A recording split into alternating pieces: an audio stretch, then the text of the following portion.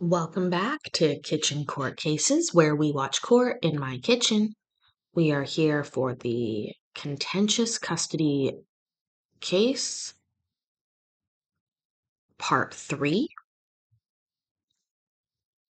I am not sure if we'll be going with cross right away or what, but let's see what we've got.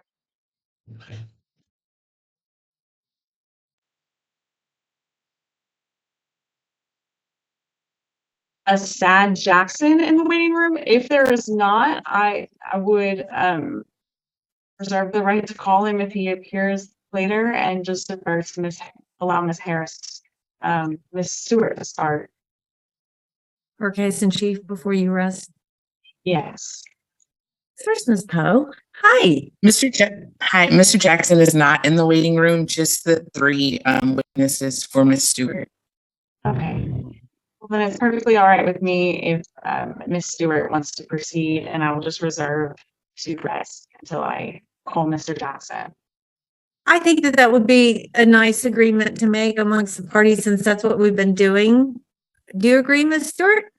I don't have an issue, Your Honor. My only issue is with timing, whether there's going to be enough time. I have 3 witnesses waiting right now. All right, let's call them in. Who do you like Ms. Poe to retrieve first? I apologize for speaking over you, Your Honor. I would like to call Miss LaTorre Harris first, if she's still there, Miss Poe. She is here, but Mr. Jackson also just showed up. I think Miss Fearing said he was going to be very brief, and if that's the case, then I don't have an issue with him testifying now. Yes, I only have maybe 5 questions for him. Okay. Then it sounds like the parties agree, Ms. Poe, to get Mr. Sad Jackson, I think. Is that what his name is? Yes. All right. Thank you.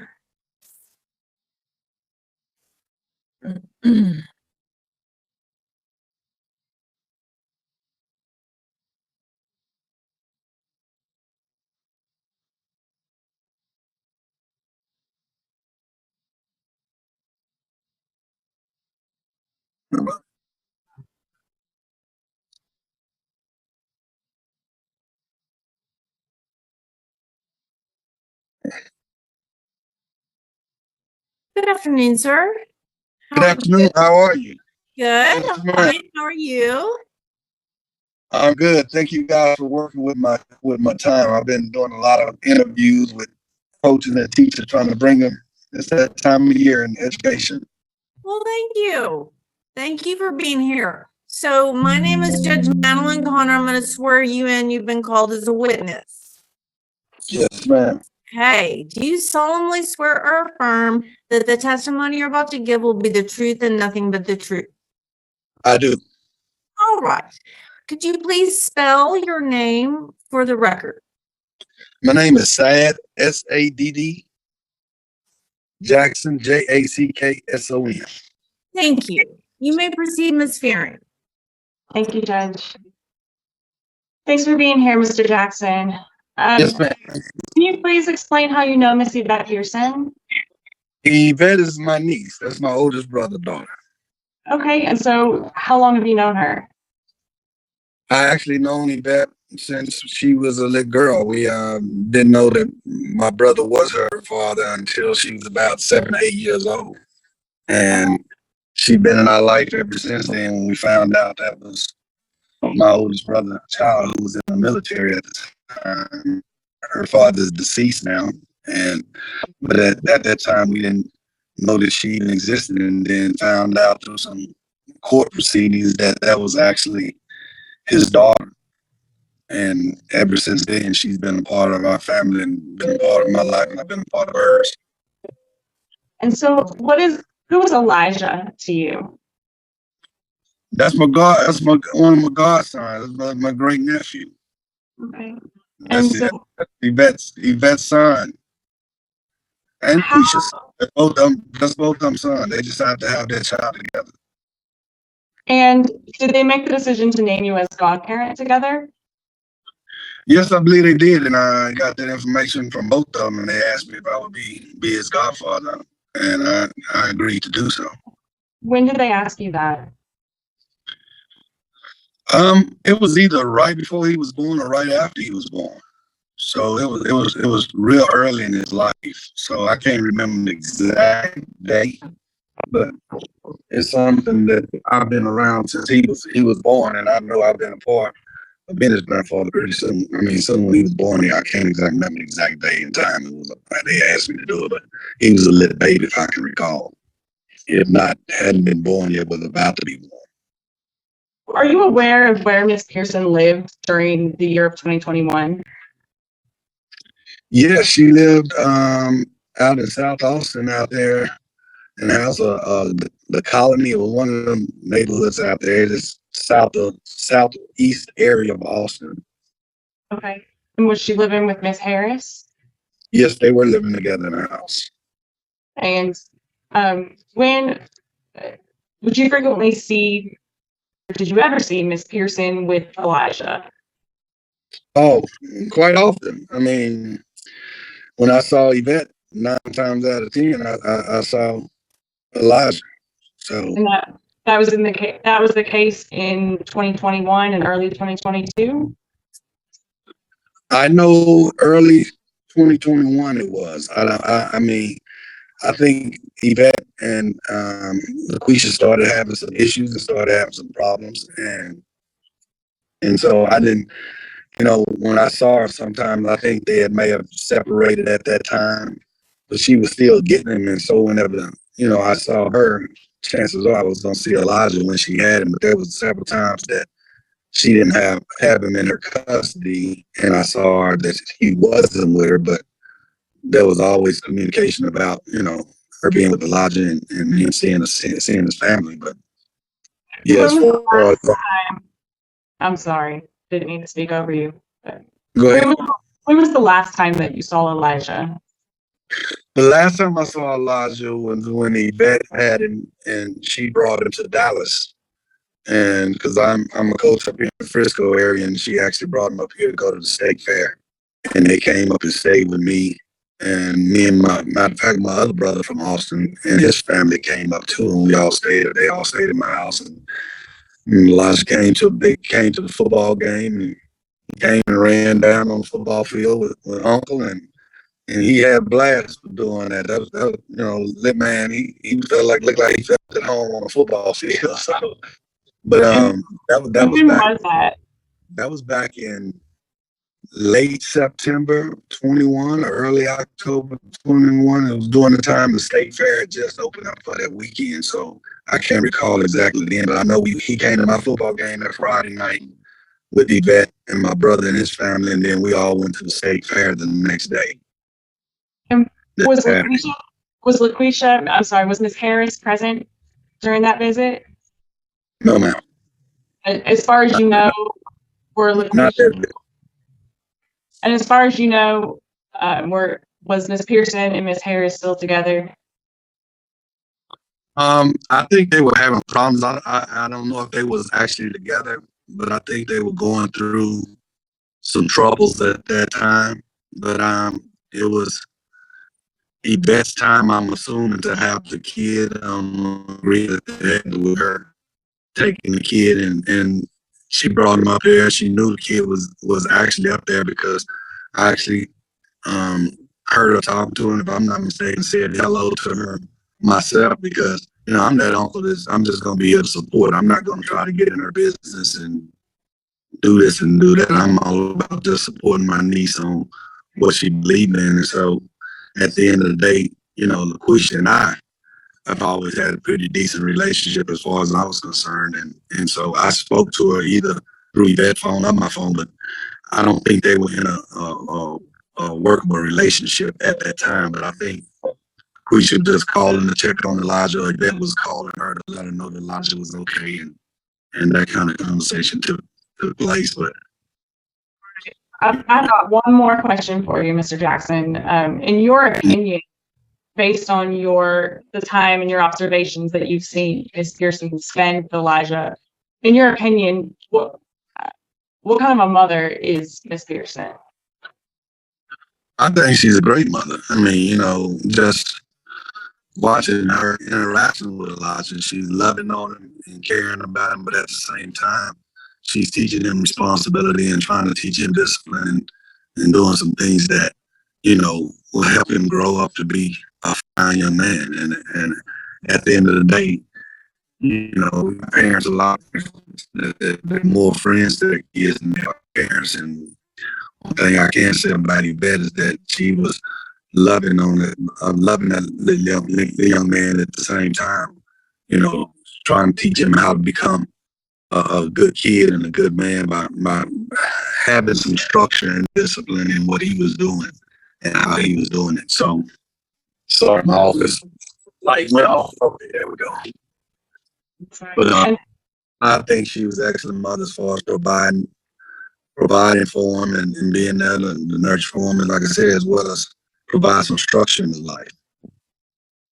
Thank you, Mr. Jackson. I don't have any further questions. Yes, ma'am. Ms. Stewart? Yeah, thank you, Your Honor. Mr. Jackson, first, thank you for what you do. I know being a teacher feels like a thankless job, especially right now. So thank you. I just have one quick question for you. Okay. If you can recall approximately when was the last time you visited with Yvette and Elijah at the home owned by Miss Harris?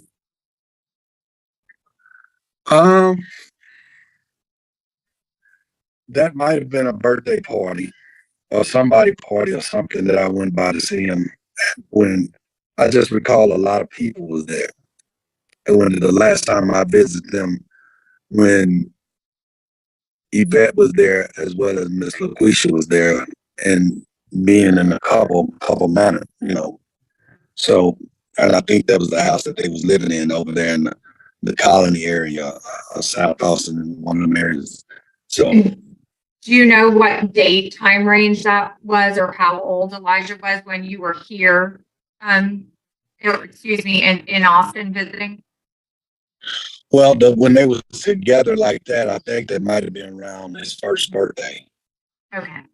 Thank you, Mr. Jackson. Ms. Fearing? Nothing further, Judge. Thank you. Thank you, Mr. Jackson. I never admonished Mr. Jackson under the rule. Do you think that is necessary at this time, Ms. Stewart? No, Your Honor. Thank you. So, is this witness excused? Yes, Your Honor. Okay. Thank you so much for your participation in this trial, Mr. Jackson. It was very nice to meet you. I hope you have a lovely rest of your week, and take care to you. Thank you. Same to you. God bless you. God bless you too.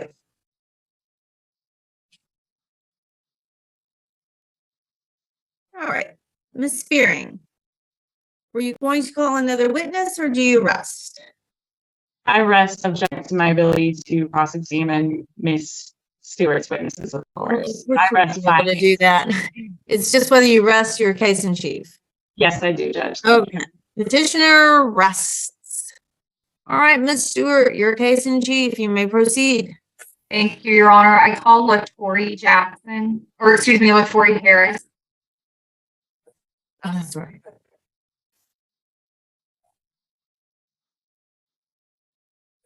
Deja vu.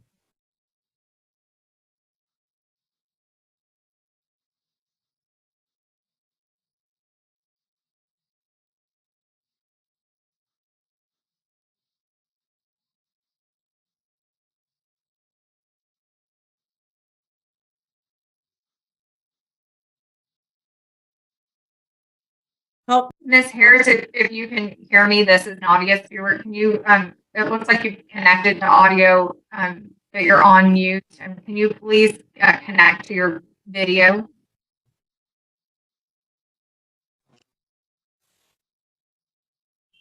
There we go. Hello, Ms. Harris. How are you? Good. How are you? Good. I'm Judge Madeline Connor, and you've been called as a witness in this case. Will you please raise your right hand so I can swear you in? All right. Do you solemnly swear or affirm that the testimony you're about to give will be the truth and nothing but the truth? Yes. All right. Would you please spell your name for the record? Latorie, Latorie, Harris, Harris. All right. Thank you. You may proceed, Ms. Stewart. Thank you, Your Honor. Ms. Harris, I know you were up very early this morning for work, and we're going to try and keep your testimony narrow to the relevant time period for the court, which in this case is between May of 2021 and present. But first, can you explain to the court how you know Ms. Harris and Ms. Pearson? LaQuisha Harris, that is my sister. Yvette Pearson, used to be my sister LaQuisha Harris. And Elijah is your nephew, correct? Yes. Now, Ms. Harris moved from the Austin area around the end of 2022, excuse me, the end of 22, beginning of 23. But prior to that, where did she live? 4005 Y'all Drive, Austin, Texas. And how close in proximity did you live to her? About 10-15 minutes away. And do you have children? Yes.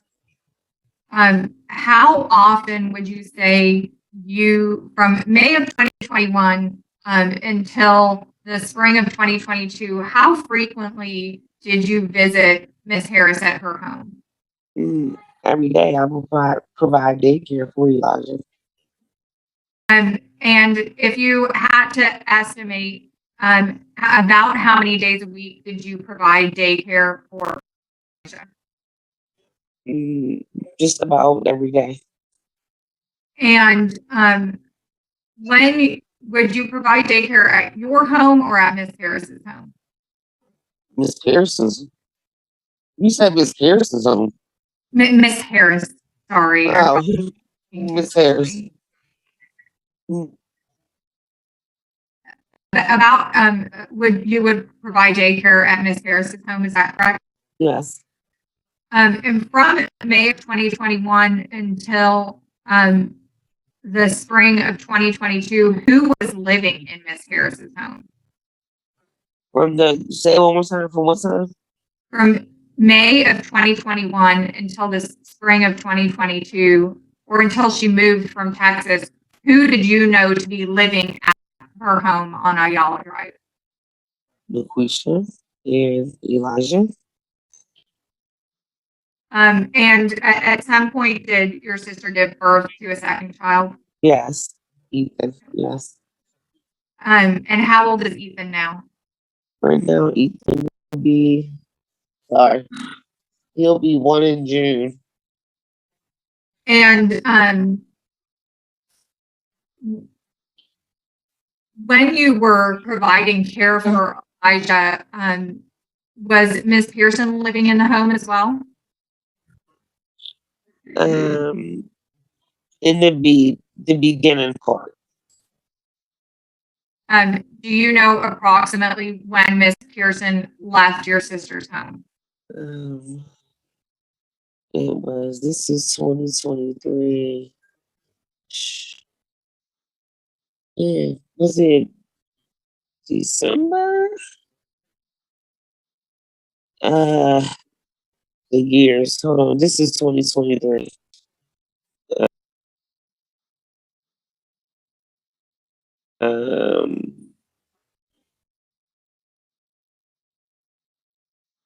Leaves in December.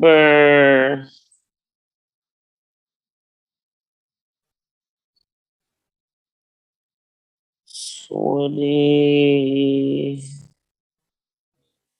21.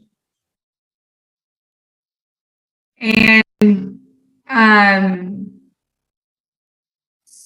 so from May of 2021 through this spring of 2022, before this suit was filed, there was a period of time she was living in the home? Ms. No. Pearson? I'm sorry about that, guys. I record these in 2x and sometimes I can't catch when it switches. Anyways, let's continue. Also, is it just me or did we miss the cross-examination of Miss Pearson? I'm gonna have to go back through my stuff, but I swear I did not see that. Anyways, let's continue. Thanks for watching, by the way. Also, like the video, or don't like it. Just engage.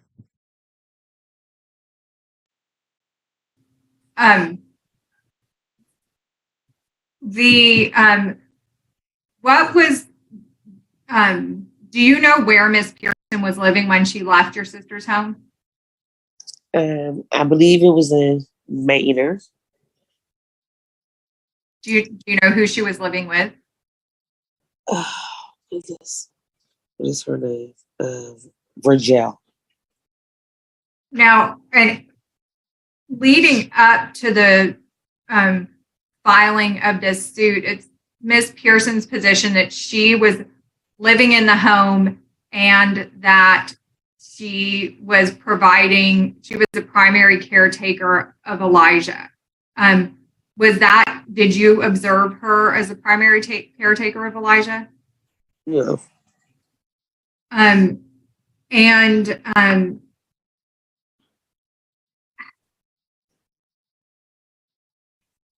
How is Elijah doing now? So much better. Great. And did you have concern? That's relevance, Your Honor. I'm not sure that. Overruled. Understanding. Overruled.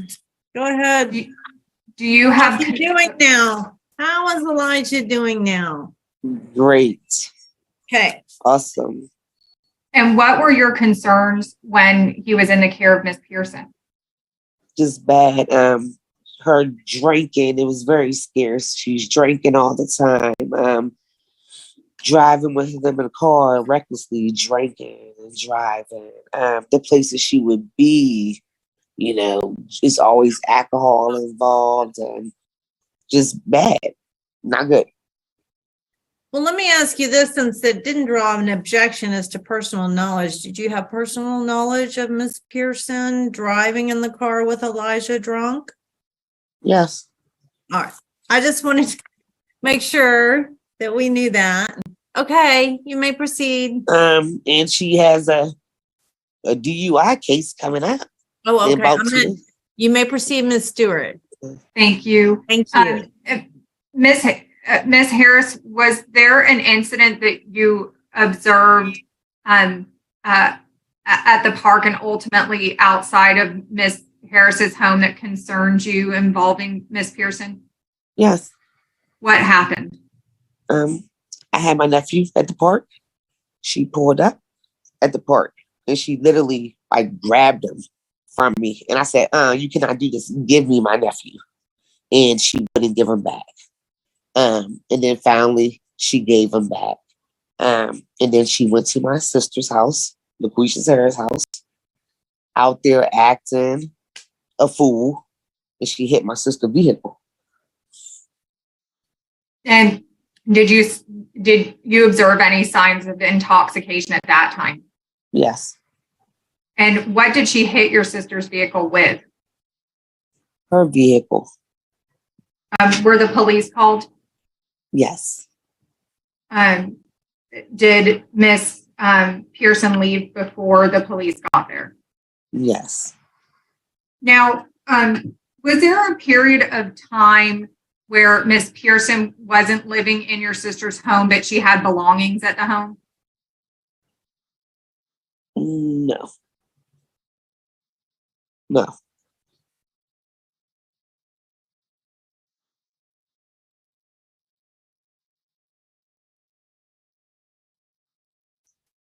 Is there anyone else that provided care for Elijah other than you? Yes. Yes, Peggy would watch him as well. And my sister. Yes. And how frequently subsequently, did your mother lives in Maryland? Is that correct? Yes. Uh-huh. And that's Miss Linda Mason. Uh-huh. Would she come out and spend long periods of time in Texas? Yes. Do you recall in 2021 when she was here visiting? Yes, I do recall. And when was that? I believe it was in August. And do you recall your mother being out in December of 2021 as well? Yes. And when she was staying at Miss Harris's home, was Miss Pearson living there? No.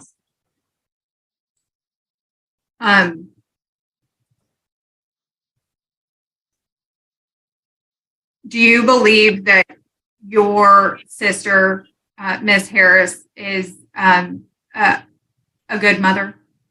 Yes. 100%. No doubt. I have nothing further past the witness. Okay. Ms. Fearing? Thank you.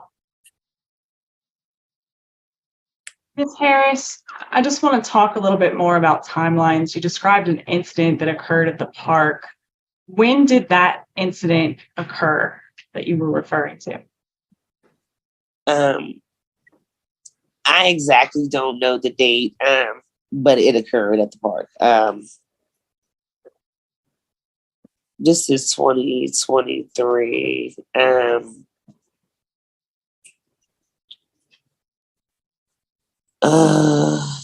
I don't exactly know the date. Okay. But just to be clear, when that incident occurred, was Miss Pearson driving with Elijah at that time? She was not driving. She pulled up to the park. I had him at the park. But she didn't have Elijah in the car at any period of time during that incident? No. And have you ever been in a vehicle with Miss Pearson while you called it, while she appeared to be intoxicated? No. Okay. So it goes to say that you've not been in a vehicle with Miss Pearson while she's been intoxicated, and Elijah's in the vehicle either, correct? No. Okay. And you testified that at some point Peggy came out to help. When did Peggy come to help watch for Elijah? I don't know exactly. Okay. And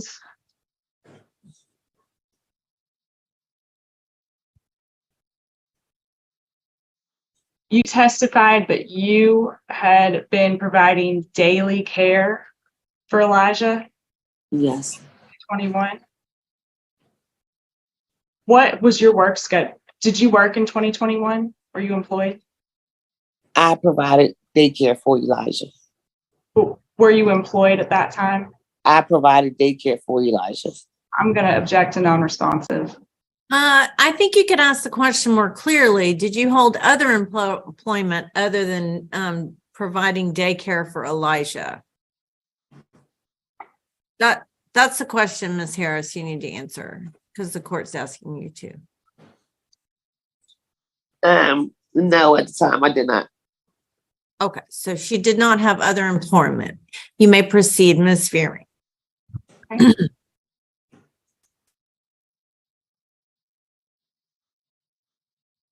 And you said I have no further questions. I'll pass the witness. Mr. I have nothing further for Miss Harris. All right. Well, thank you, Ms. Harris, for your participation in this trial. That you waited and all that good stuff, and we appreciate it. And you have not been admonished, but it's probably good not to discuss any of the testimony with anybody until the court makes a ruling. But thank you so much. Thank you very much. I hope you have a lovely rest of your week. You too. Thank you. Bye. Your Honor, I would call Linda Mason. Okay. let me ask. Okay, Linda Mason. Sorry, I got confused for a second there. Mhm. Because there's been a lot of witnesses taken out of order. But Miss Mason, this is Nadia Stewart. If you can hear me, can you please unmute and turn on your video camera?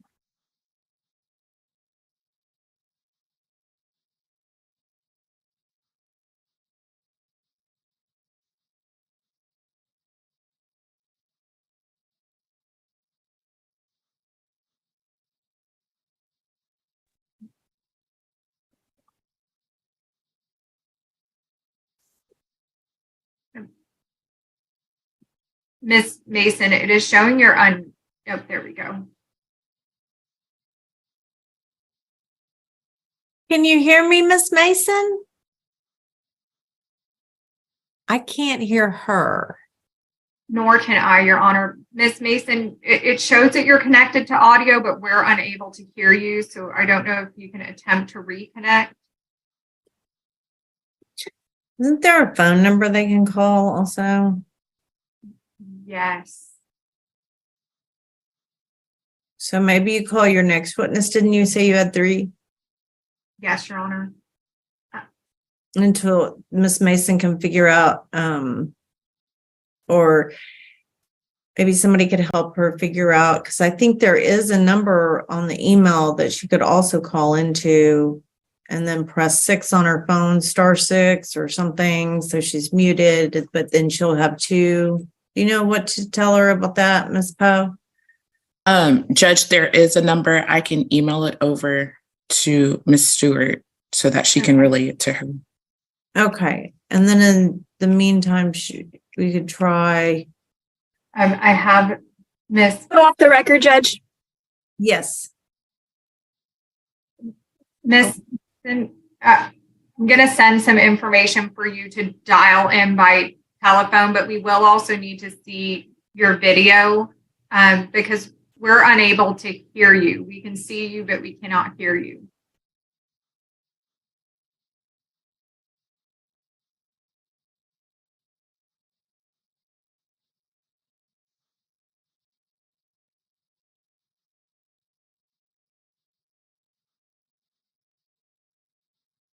The info and then my oh, there she is. All right.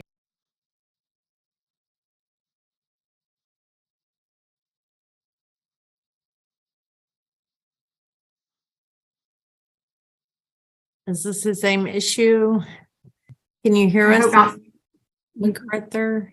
Miss MacArthur, it's showing us that you're unmuted, but we can't see your video. Can you please turn on your video? Miss MacArthur is in the same residence as my client, Your Honor. So it looks like Miss Harris is going over to help her log in. And I will, for the benefit of the court, I had already instructed all my witnesses that the rule would be invoked and that they could not discuss testimony with each other. Okay, so I'll just remind everybody.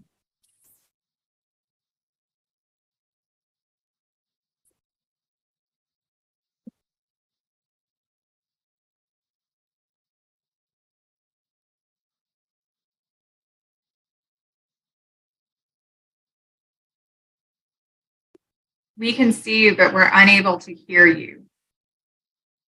The court, Your Honor, can I have her sit at the location where my client was sitting and just allow my client to either be off screen or next to Miss MacArthur so we can get her testimony? That's fine with me, but you would need Ms. Fearing's agreement for the record, and we're off the record right now, so let's just wait and see. Let's just wait and see if she can get rolling here. All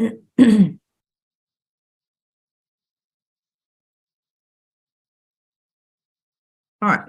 Can you try to unmute your mic, Ms. MacArthur, please? Oh.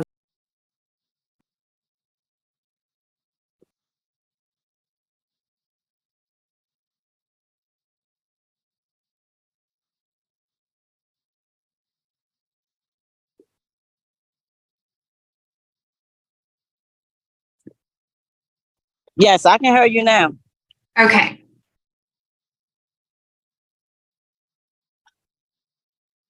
Miss Harris, are you there? LaQuisha, are you there? Well, wait. It looks like Miss Mason was able to log on. There, can you see me now? Yeah, yes, we Okay. can. Your Honor, if I may take Miss Mason, I believe her testimony is going to be shorter than Wait, Ms. Harris, I mean, I'm sorry, who was? Okay, I'm so sorry. The one, okay. Okay, can you mute your mic and turn off your camera, the one who just sat in Miss Harris's seat, and then we'll take up Miss Mason. Yeah, I apologize, Miss MacArthur, but if you can let MacArthur, that was it. I didn't have it yet. Okay. All right. Ms. Mason, you've been called as a witness in this case. Please raise your right hand. Do you solemnly swear or affirm that the testimony you're about to give will be the truth and nothing but the truth? I do. All right. You may proceed, Ms. Stewart. Thank you. And please, I know it seems, but could you spell your name for the record, please? Lindamason. Thank you. You may proceed, Ms. Stewart. thank you. Miss Mason, how are you related to the parties of this suit? Lucretia's my daughter. And Elijah naturally is your grandson. Is Grandson. Yes. And where do you live, Miss Mason? In Maryland, St. Mary's County. Okay.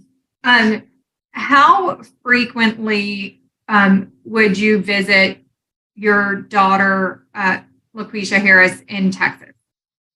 Like about 3 times a year, maybe 4. Okay. We're focusing today primarily on the time period of May 2021 through spring of 2022.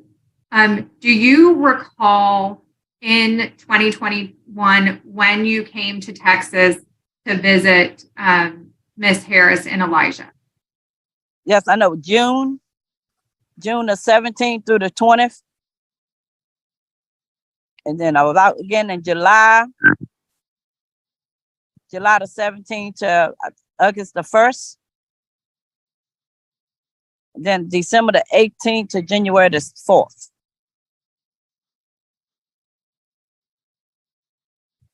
I'm sorry, you said December the 18th? Yes, ma'am. January the 4th would have been 2022. Is that correct? Yes, ma'am. Yes. Where did you stay during each of those visits? At Lucretia's.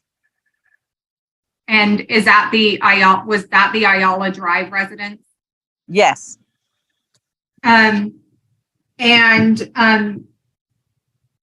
During those visits, who was living with LaQuisha?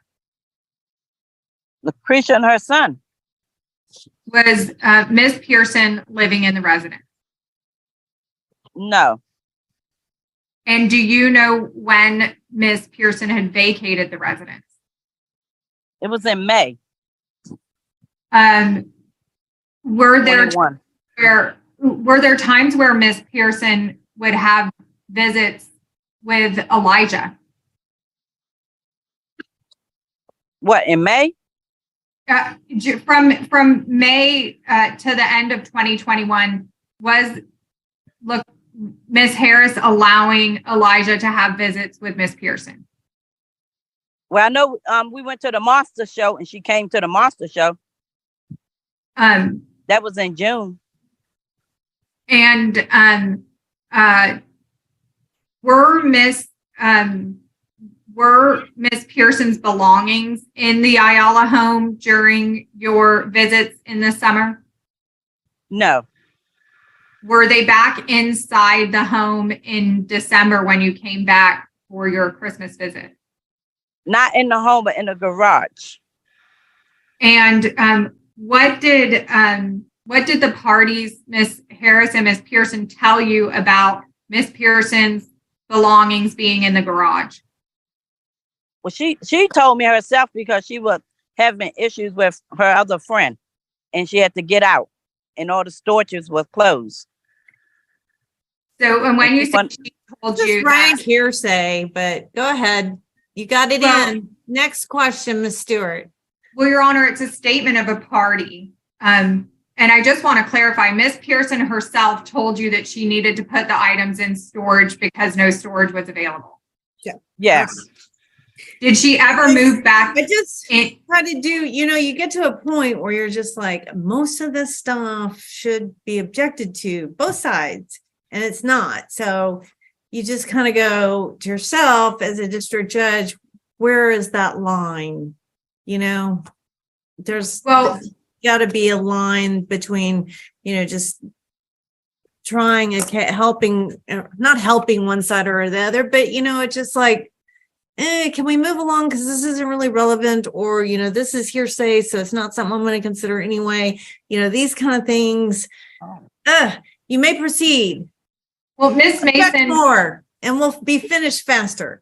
were any of Ms. Pearson's belongings moved back into Ms. Harris's residence in the summer of 2021? No.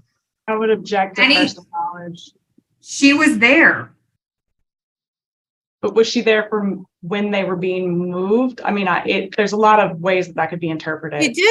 She did state that there was no shoes there. None of her stuff was there when she was on an earlier visit, and then she came back, and that there were some items of hers there, but not in the house, in the garage. So it's kind of not great. Yeah. So Ms. that's where we Mason. were. So do you have another question? Yeah, Ms. Mason, the items stored in the garage, were they stored it in a manner that would be consistent with someone actually living inside the house? No. And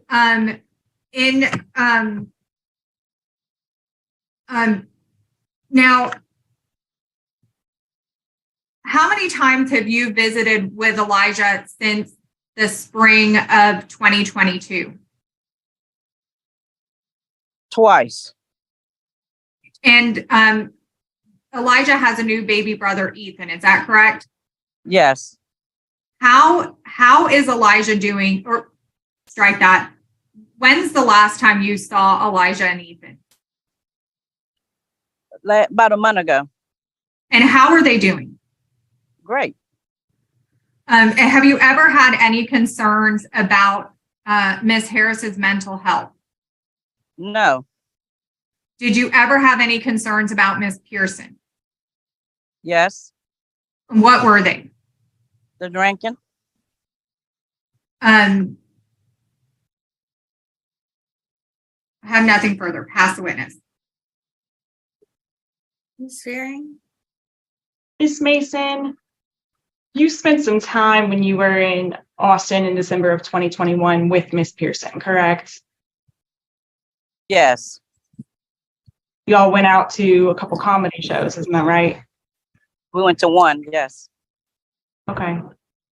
And you didn't testify today that during the time period that is of concern today, meaning May of 2021 through the spring of 2022, you didn't testify that you had any concerns for Elijah's well-being, correct?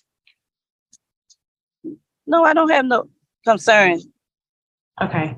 And no further questions. All right.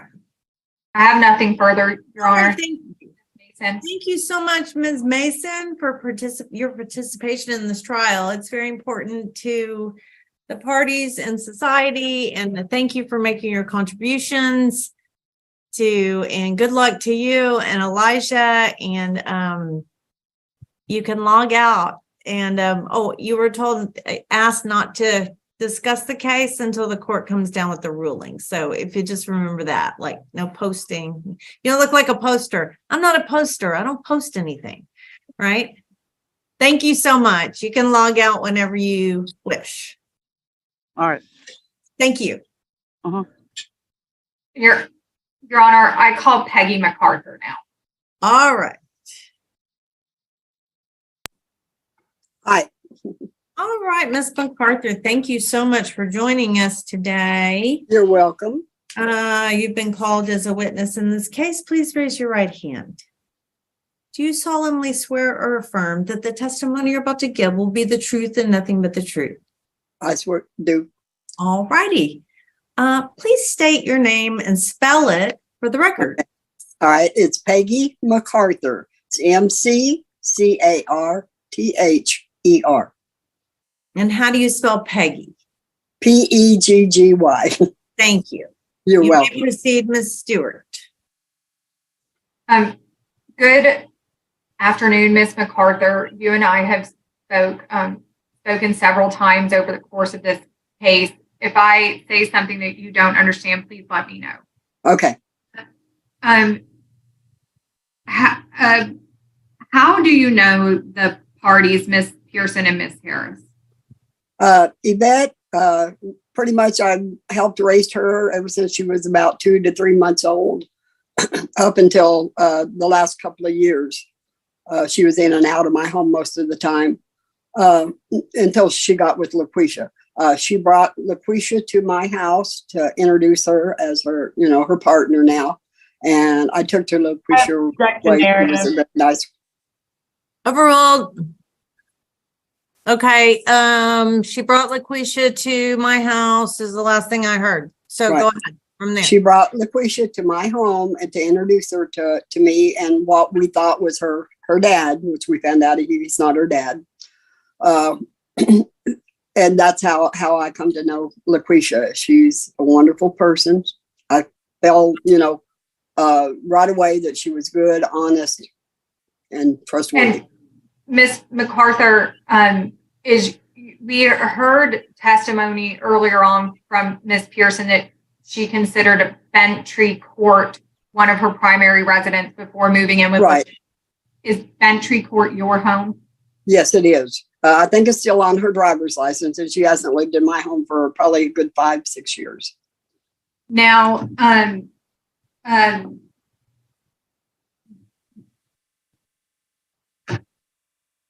the court today is focusing primarily on the period of time between May of 2021 and when this suit was ultimately filed.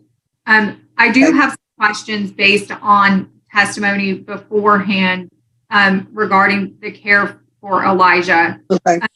Was there a period of time immediately after Ms. Harris gave birth to Elijah that they stayed at your home? Yes, ma'am. When she had Elijah, I was at the hospital. She started distressing. The cord was wrapped around Elijah's neck, so they took her immediately for a C-section. She went home from the hospital with Yvette to their home, and Yvette wouldn't help her, wouldn't get up with the baby, wouldn't do anything. And so she called me and asked me, could she and the baby come to my house? And I said, of course. And so they lived with me for 6 months. Personal knowledge. Overruled. You may proceed, Ms. Okay. MacArthur.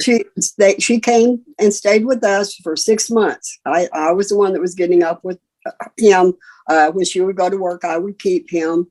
The vet did come 2 or 3 days after LaQuisha came. But like I said, she wasn't really helping with the baby. I was. And did you continue to help provide care for Elijah while Ms. Pearson and Ms. Harris were working? Yes. Were you helping to provide care for Elijah during the period, during the year of 2021? Yes, ma'am. And where would you care for Elijah? In my home, and then sometimes I would go to LaQuisha's home so she wouldn't have to drive all the way, because I live probably about 30 miles from LaQuisha's house. So I would go and stay her 3 days that she worked. And so I'd stay at her house, and then she would bring me home on her off day. And was there a period of time in strike that?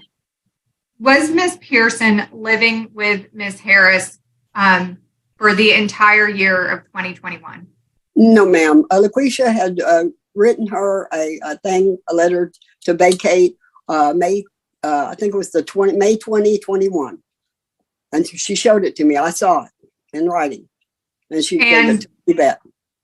And based on the periods of time you were in Miss Harris's home, did you observe Miss Pearson living in the home? No, she was not after May 20 or 21. She was not. None of her belongings were there. Do you know where Miss Pearson was staying?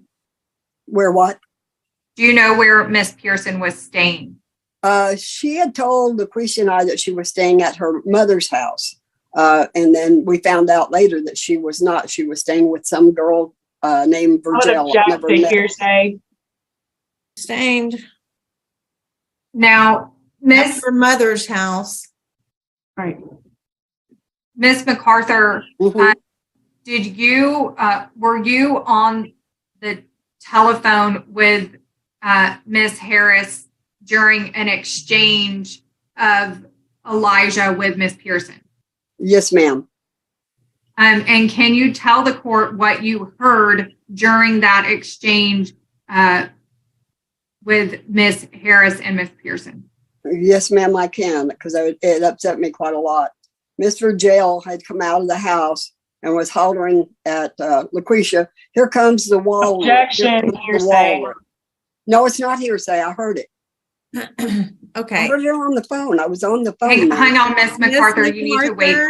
We have an objection by one of the attorneys on the Okay. table, so you don't get to respond to it. No, All you right. want to go to 3 years of law school and all that junk. Okay. Anyway.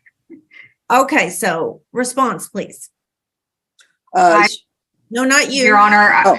I would just say it was a present sense impression of what was occurring at the time. Okay. Then I'll let a little more come out and then I'll decide if it's hearsay. okay. Because Ms. MacArthur, she hadn't really gotten to a point where she said, I heard so-and-so say, quote. She hadn't gotten there quite yet. But, be on the safe side. Object early. Do you think you know it's coming? All right. You may proceed, Miss MacArthur. Okay. Like I said, I heard Virgil say, call Miss Harris a walrus twice. Yvette was coming towards the car. I heard her laughing because of what Virgil said. She was laughing about I would it. object to personal knowledge. Judge, she said she was coming toward the car, but she wasn't present. Overruled. And this isn't hearsay. Calling somebody a walrus is not a hearsay statement. It's not offered for the truth of the matter asserted therein. It's offered to show something else. You may proceed. Thank you. Then when she got to the car, I heard her arguing with LaQuisha, and I heard her push her. I could hear her hit the van. So she pushed LaQuisha against the van, and LaQuisha started crying. She was trying to get to personal knowledge. Don't know how she could determine Response? I would say it's a present sense impression, and she can certainly testify to what she heard or what she believed she heard. Okay. Also testify to what. Overruled. Miss Thank you. MacArthur, you were at, she pushed LaQuisha against the van is what my present sense impression was. You may proceed from there. Okay. Then she finally got Elijah away from Yvette, and then she left, but she was crying. She was still talking to me on the phone, crying and upset. And I was trying to just calm her down so she could get home safely with Elijah. And do you remember when this event occurred? I'm not good with dates. I'm 74. So I dates are not real good in my memory. But it would have been sometime in June, maybe, or July. Of 2021? 2021, yes, ma'am. And was Miss Harris pregnant at the time? I'm sorry? Was Miss Harris pregnant at the time? Not at that particular moment that I know of. She didn't tell me until later.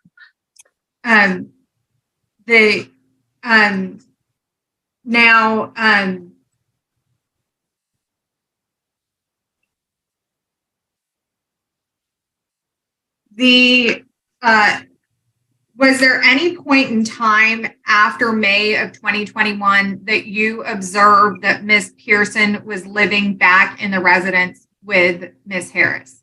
No, ma'am. Like I said, I was over there quite often to help take care of Elijah, or she was bringing Elijah to my house or her sister's house. We were the two main babysitters after she put Yvette out. And did Miss Pearson ever move her belongings back to Miss Harris' residence? She moved them, and she moved them back into the garage because, like I said, Virgil was kicking her out. Now, this is what I was told, so this may be hearsay.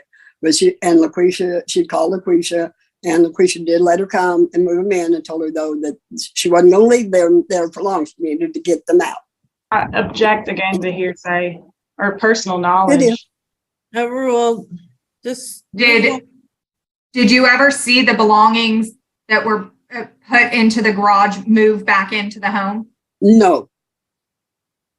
And do you know when those belongings were? Did you observe when those belongings were moved out of Miss Harris's garage?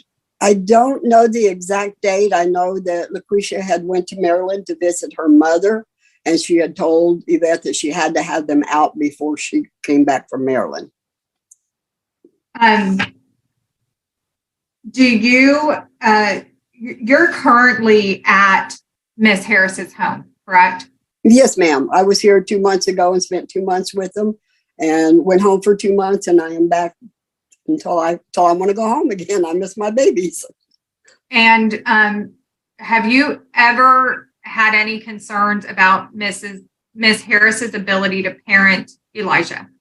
No, ma'am, not whatsoever. I mean, she's a giving and loving person. Do you have any concerns about Miss Pearson's ability to parent? Yes, because like I said, the drinking is a major factor for me. She was living with me when she got her second DUI. Hold on, we have an objection. I didn't hear the objection, but hold on. What's your objection, Ms. Fearing, please? Personal knowledge. I don't think she testified that she's ever Just said she was living with me and talking about her concerns about her alcoholism is, I'm not saying that's a found fact. I'm just saying she's about to testify to her alcoholism and she lived with her. So how is that not personal knowledge? She says the drinking and their parenting concerns. And she said she never lived in the same home while she was, I mean, if it's a concern about her drinking around Elijah, if that's what she's trying to say, I don't believe that she has established that she had personal knowledge of that. Well, I think that we can establish, I mean, she's established that she cared for Elijah from the time he was born, and that for 6 months they actually lived in the house, in her house with her, Miss MacArthur. Overruled. So what are your concerns about Miss Pearson's ability to parent? Like I said, the drinking is my biggest, because I'm afraid, she's had several accidents, and, I don't want her to hurt that baby at all. Another thing is, I mean, she's kind of harsh on him. It's what I've seen and testified to. When she used to come and pick him up in my house, when I kept them when they were both working at nights, Yvette would come and pick him up like about 3 o'clock in the morning. And she would just come in, he'd be sound asleep, and she would just jerk him up out of the bed. And I said, Yvette, why do you do that? That's not right. And he would start crying. So just things like that. She's harsh with kids. How is Elijah doing now? Oh, he's doing great. He loves where he's at. We have a good time. He loves that the Nana's here with him right now. We have a bond that no one can break. And Miss MacArthur, I just want to clarify, you testified you helped to raise Miss Pearson, correct? Yes. At what point did your relationship with Miss Pearson become estranged? The day that she got mad at me and came out to my house and told me that I was... Objection to relevance, Your Honor. Well, but I mean, she hadn't even said, so I don't know. How could I know if it's relevant or not about? So is it time frame? Is it? Yeah. What time frame did your relationship become estranged?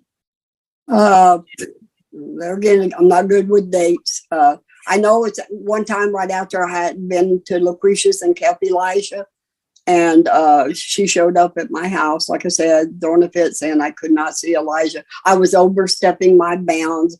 I could not see Elijah until she said I could. And then I called Lucretia, and Lucretia said, "No, that's not happening. You love him, he loves you, and you will continue to see him." Thank you, Ms. MacArthur. Pass the witness.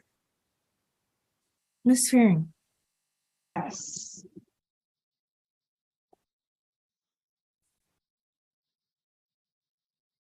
Miss MacArthur, did you testify as to how old Elijah's, or you said that Elijah's little brother is almost a year old, did you not? He'll be a year old in June. So it's not possible that Miss Harris was pregnant in June of last year, correct? Well, he's going to be a year old in June. Right. So it's not Okay. possible. All right. Pregnant. That answers it. Okay. This incident that you described about Yvette coming to the home and waking up Elijah at 3 a.m, you said you would get upset with Yvette in doing that. Were you? Right. You voiced concerns there? Did you raise your I voice? did. Yes, I did to her. Yes, ma'am. Okay, so it's possible that Elijah was upset because you were raising your voice in that instance, correct? I didn't say I raised my voice. I just asked her why would she jerk him up like that. I wouldn't raise my voice. And you did testify earlier when you referred to the 4005 Ayala Drive. You referred to it as their home, meaning Miss Pearson and Miss Yes, Harris. when they lived together. Yes. And you came to stay at the 4005 Ayala Drive only one time, isn't that right? No, that's not right. Okay. Did you come and stay there in March of 2021? No. I didn't go stay at her house and take care of Elijah until after she put Yvette out in May. Okay. Okay. And you were aware that Miss Harris had some postpartum depression, is that right? Yes, it happens to a lot of women. It happened to me. Okay. No further questions, Miss MacArthur. Thank you.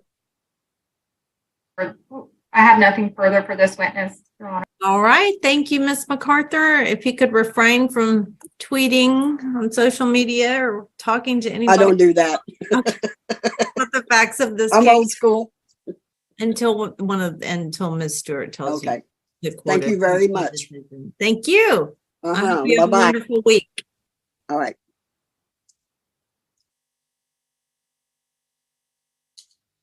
Your Honor, at this time, I would call my client, Miss LaQuisha Harris. Let me get her. Felicia. We want to take a 5-minute comfort break. I would love one. That would be good. All right. We'll be back. Let's just come back at 2:20. Thank you. All right. Well, guys, don't go anywhere because I have the continuation of this hearing coming right up. I will be grabbing it momentarily. What do you guys think so far? This judge has been interesting, to say the least. I'm not quite sure how to respond, but it's interesting. That's what I'll say. Anyways, I am almost ready with the final part here, and we will get rolling. Thanks again for watching.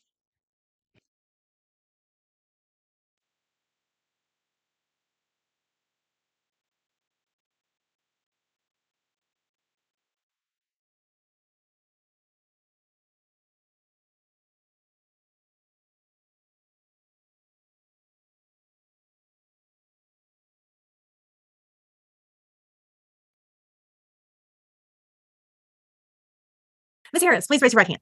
Do you solemnly swear or affirm that the testimony you're about to give will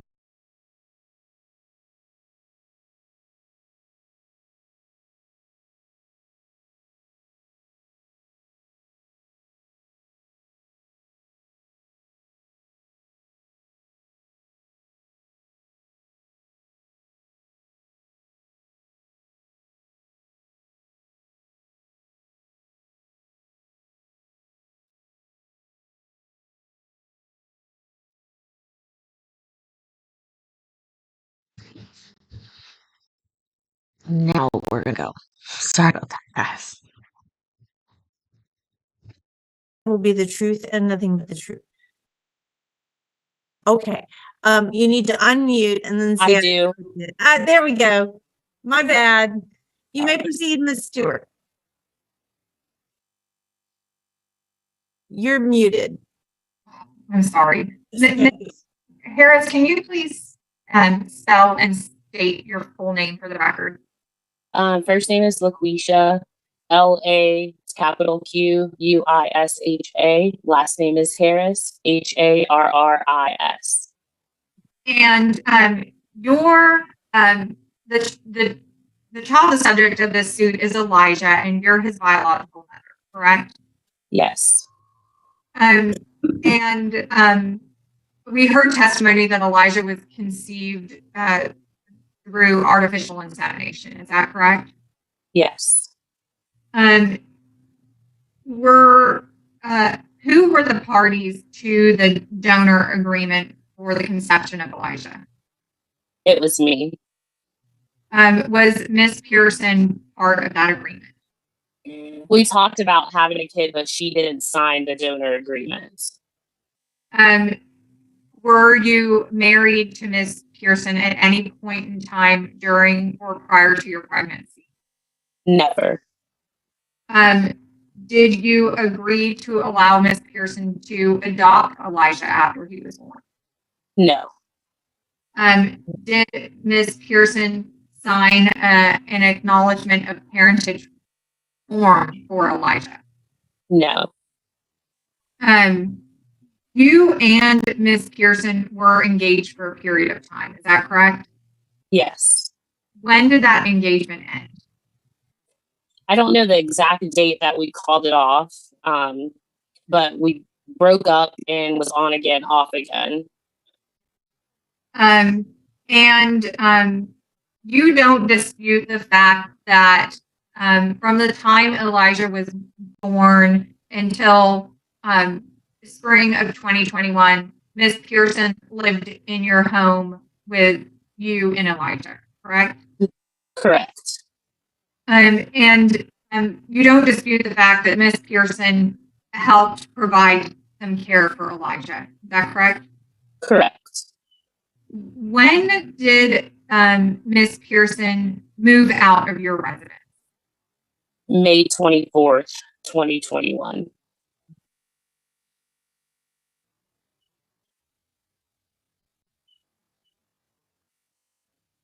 Now, I'm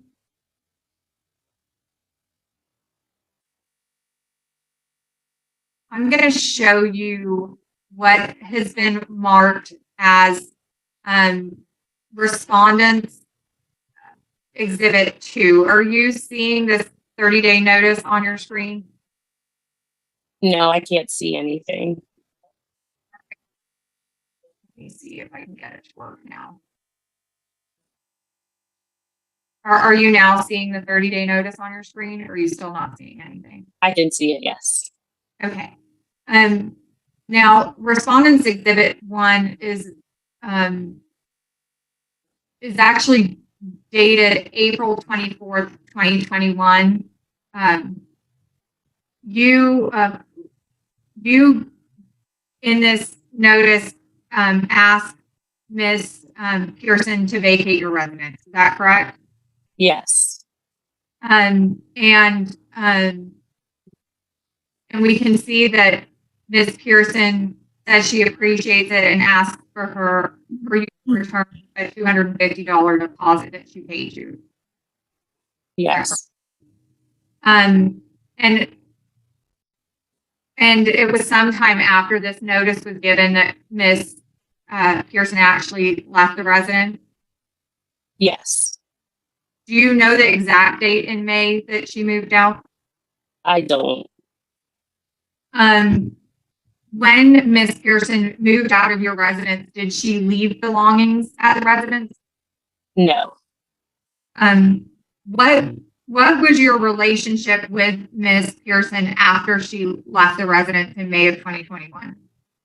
So we are on again, off again, and then like I was still allowing her to see Elijah. We were trying to work it out, but it just wouldn't work. And for the clarification for the court, when you say on again, off again, was she moving back into your house and then out during that time? Oh no, she moved out. And did she ever move back in after May of 2021? No, she never moved back into my house. In December, she moved some things in my garage because she was getting kicked out of her place. And that brings me to, I'm going to show you what's been marked as Respondents Exhibit 9. Do you recognize this text message? Yes, I do. And who is the text message from? That is a screenshot she sent me from Virgil Strong. But this text message with the screenshot is it who's the entire text message from? Oh, it's from Yvette. And who did she send it to? To me. We see the date at the top is December 19th. What year was that? 2021. And what can you provide the context for this text message? Yeah, so she was living with Virgil, and her and Virgil had a disagreement because she was still trying to work it out with me, and she was still seeing Elijah. So Virgil was upset. That's what Yvette told me, and so Virgil told her she had to get out of her house. Section to hearsay. Did you allow Miss Pearson to move back into your house? No, she didn't move into my home. She just put some things in her garage. She moved to her mother's house.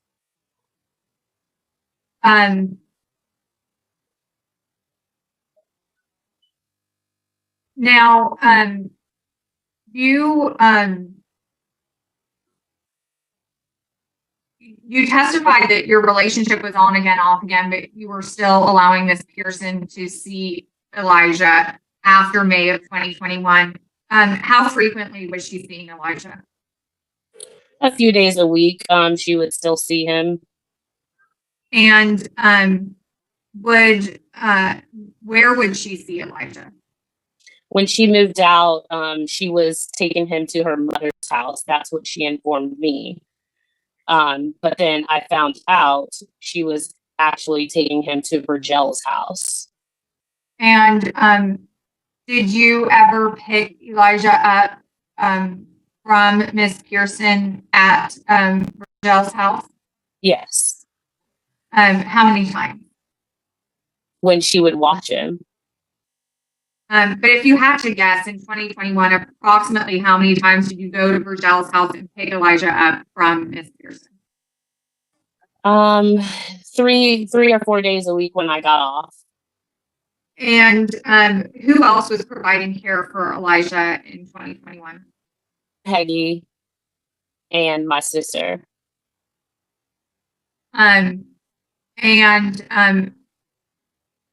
We heard some testimony about medical and dental care for Elijah. Who picked his doctors? Me. And who scheduled his appointment? I did. Is Elijah in preschool? Yes.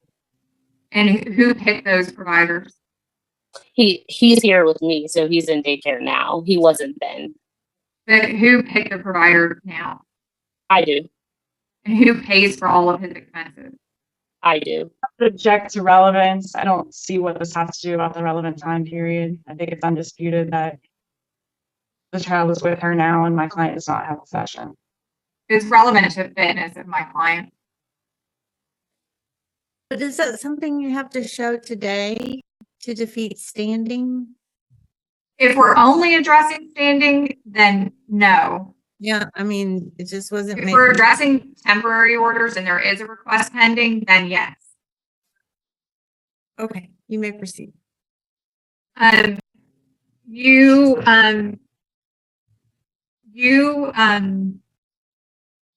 how frequently would you correspond with Miss Pearson after she moved out in May of 2021?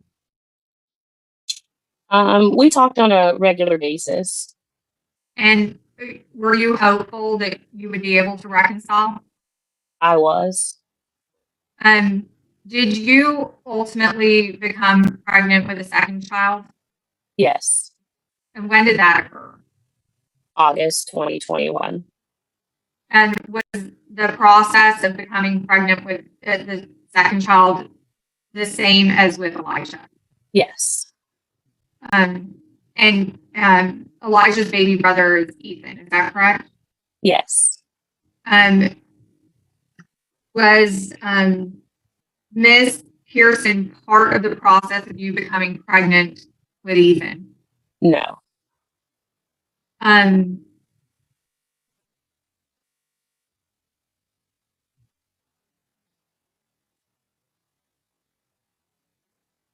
going to show you what has been marked and admitted as Respondents Exhibit 3.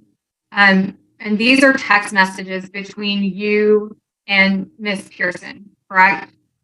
Yes. And this is this initial text is dated May of 2021. And Miss Pearson is acknowledging that you kicked her out, correct? Yes. If I scroll down to this next text message, this is June of 2028, or June 28th, 2021. And again, the context of this, what does the context of this text message from June 2028 indicate to you as far as where Ms. Pearson is living? Well, I was telling her just because she moved out, that our relationship didn't end. Like, we were still trying to work on our relationship. And here, does she dispute that she's moved out of the house? No. Now, this again is July 9th of 2021, and you're talking about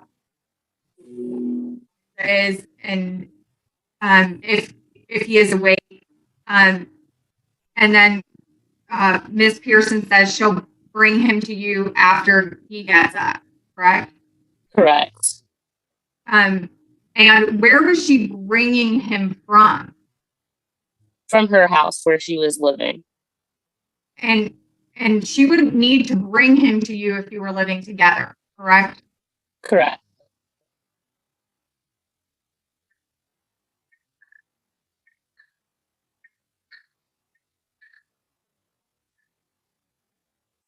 Now, this is July 11th, 2021.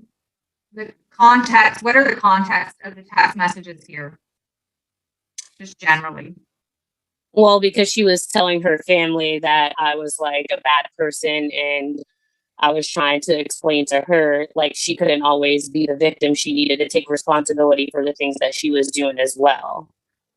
Now, then Ms. Pearson, she text messages you 14501 Esther Road. Can you come and talk? Correct? Yes. What's the significance of that address, 14501 Esther Road? That's Virgel's house where she was living. And is that the address where you would pick up Elijah when she was caring for him? Yes. And what city is that address in? That's in Manor, Texas. And then again in July, on July 15th, 2021, she's texting asking you not to pick him up and that she'll drop him off to you if that's okay, correct? Yes. And whenever Miss Pearson had Elijah, it was always when you agreed to let him have her. Is that correct? Correct. Now we jump to November. Are these texts from what year in November? That's 2021. And what is the context of these texts from November 3rd, 2021? So I went to pick up Elijah, and when I pulled up, she was being very disrespectful to me. They were calling me names when Elijah was coming out to the car. So I went to pick him up to put him in the car, and she like pushed me up against my car and was cussing at me in front of my son. And I don't know if you heard Miss MacArthur's testimony or not, but was that the incident where you were on the phone with Miss MacArthur? Yes, I was on the phone with her. And so this incident occurred in November of 2021. Yes. And you were pregnant at that time? Yes. Now, can you explain to the court the context of the text from November 5th? So after that incident where she had pushed me up against my car in front of Elijah and they were making fun of me, I told her that she was not going to see Elijah over there if they couldn't respect me. So I told her that I tried, to make things work, but it just wasn't. And so then I was taking him, Peggy was helping me watch him. Now, Miss Pearson in this text said that she had a conversation with her about the disrespect and that it was uncalled for. Who is the her you understood Miss Pearson to be referring to? Virgil. And who was Miss Pearson living with at the time, November 5th, 2021, when this text was sent? With Virgil. Now, Miss Pearson also references that she will bring his bag tomorrow and that she would love to spend some time with him if that's okay. Who is she referring to? Elijah. And do you know why she would need to be asking to spend time with him or saying that she's bringing his bag if she was living with him? Because she wasn't. She was asking me because I'm his mother. Okay. And Miss Pearson goes on to say, I know you're done with us. I just want to know, can I be Elijah tomorrow and moving forward? Whatever you say, I'm okay with. I just need to know. Correct? That's what that text message states? Yes. And this text message again is from November 5th, 2021, correct? Yes. Why you heard Miss Pearson's testimony. She says she was living with you and Elijah in November of 2021, correct? Yes. And she says actually that she was living with you not only in November of 2021, but December 2021, January 2023, until mid-February 2022, correct? Correct. Why would she need to ask to see Elijah tomorrow and moving forward in November if she was living with him? She wasn't living with us. She moved out.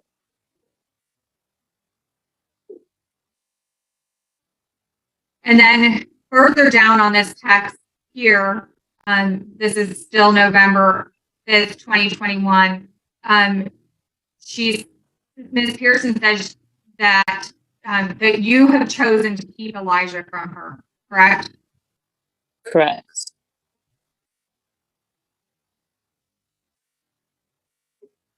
And she continues on. The court can read the text messages. They're in evidence. But she continues to ask if she can see Elijah in November of 2021.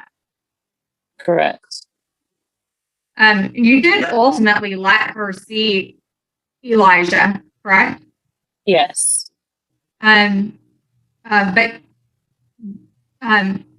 is it fair to say these messages indicate she was not living with him in November of 2021? Correct. Now we move on to this text in February. What year was this text message sent? That was February 2022.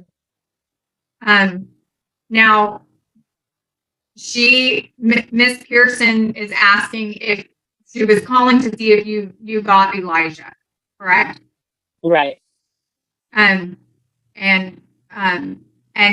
you, what's your response? Yeah, I picked him up. She had dropped him off at my sister's house. And if she was living with you, she would know that you had him, correct? Right. Correct. Sorry. And then here on February 9th, she's asking you to print out a form for her. Is that correct? Correct. And if she was living with you, she'd have access to your computer and printer. Is that right? Right. And then again on February 11th, is this 2022, when this text message exchange occurred? Yes. And here, we heard Miss Pearson's testimony. She was emphatic that on February 18th, 2021, that was her last meal in your home. Do you recall that testimony? February 2022 is what she said. Excuse me. Yeah, February 18th, 2022, correct? Yes. And she actually even showed the court 2 photographs of her last meal in your home, correct? Correct. But on February 11th, 2022, she's sending you a text message saying she was trying to see Elijah and she knew you were going to ignore our son. Is that right? Correct.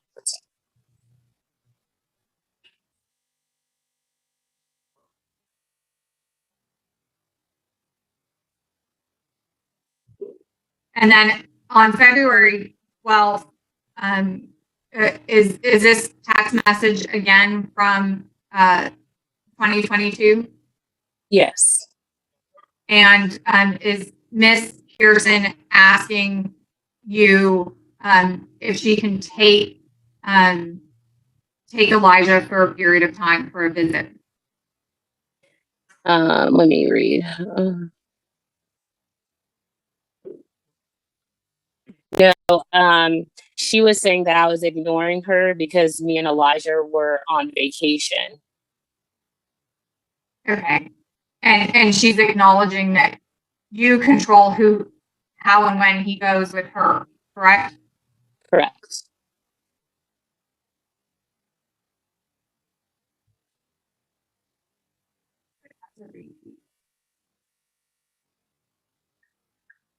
Now, on February 18th, we have this text exchange here. And can you explain to the court the context of this text message exchange? Yes, Elijah was with her, and I told her that I needed to have him back by a certain time because I had an appointment. So she needed to bring him back to me. And did she ultimately bring him back to you? After a struggle, yes. And where did the exchange occur when she brought Elijah back to you? At Home Depot.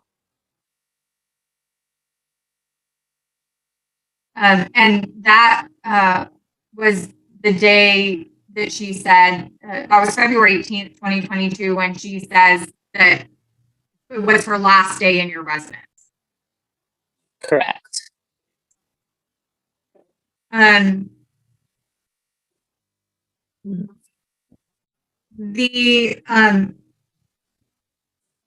Ultimately, you made the decision to stop allowing Miss Pearson to see Elijah. Is that right? Yes. And what events caused you to make that decision? So when I would get off from work and it was time for me to pick him up, she would either say he was going to be somewhere and then he wasn't. So I had to tell her I would have to call the police. And then she exchanged him one night to me on the side of the busy road. 973 is a 2-lane highway. And instead of pulling inside of the gas station, she pulled on side of the road and exchanged him with me. And I was like, I can't do this. Like, this is dangerous. Like, it's not safe to do this. And, you know, your behaviors are changing. And it just didn't make me comfortable as his mom to continue that relationship. And then when he would come home, you know, he would say things to me that I wasn't okay with. Was there ever a time when Elijah made contact with you through his iPad when he was supposed to be in the care of Miss Pearson? Yes. So one day I was at work and she was at Rogel's house. Elijah called me on the FaceTime. Objection to hearsay, Your Honor. He doesn't say any hearsay yet. Okay. He called me on his iPad and he was crying. And I'm like, what's wrong? Why are you crying? And he said that Mama had left him in the home by himself. Okay, then we have some hearsay. All right, it's hearsay. Response, Ms. Stewart. It sounds like It's an outcry of abuse or neglect by the child. Okay, your response to that, Ms. Fearing. I don't believe that it's established that it's been abuse or neglect by the child. You mean? Well, can't until it's said, but he was saying he was left alone, which is neglect of a toddler. That's what he was saying. And so that would be an out. This isn't an instance where.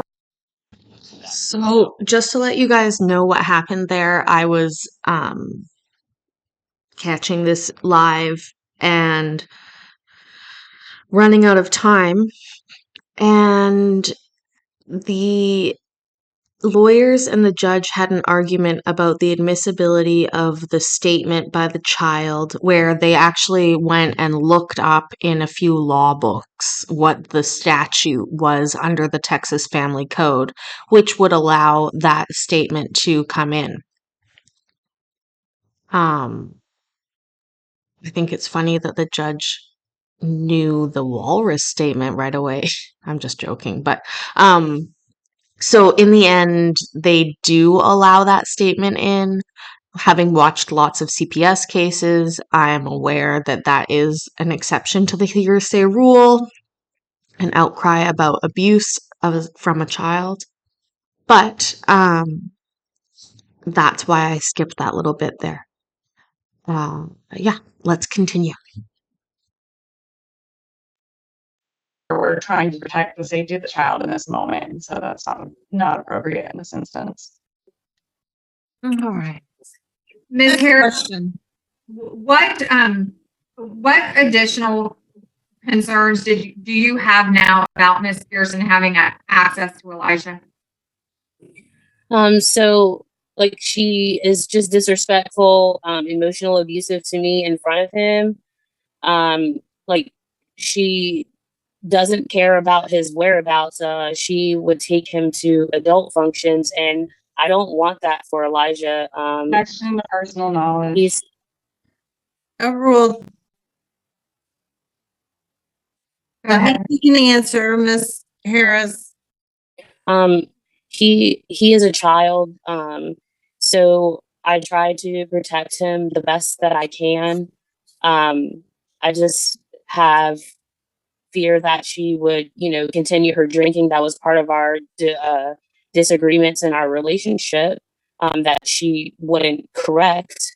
And I fear that something bad would happen if she had possession with him. And that she would continue to say bad things about me to him.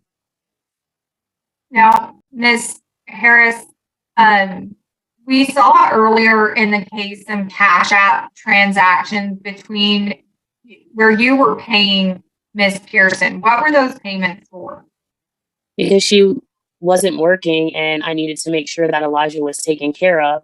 She would tell me she didn't have gas money, so I needed to pay her to make sure that he would get, you know, things that he needed whenever he was with her. And was there, in fairness, so the court has all of the facts in this case, although Miss Pearson moved out of your house in May of 2021, were there ever occasions where she spent the night at your house after Yeah. May of 2021? Yes, if I had to go in early for a meeting because I'm a nurse manager, she would come, early when she got off from work and stay in the guest room so that, I didn't have to wake him up and take him out to her. And if you had to give an estimate of the number of times she spent the night in your home from May of 2021 until April of 2022, how many times would that be? Maybe like 10 or 15. Um, and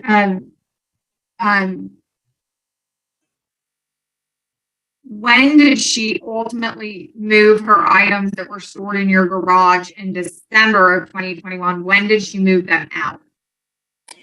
She started moving them the end of January and completely moved all of them out in February. And all of those items that she moved out, were they from inside of the home or were they all in the garage? Just in the garage.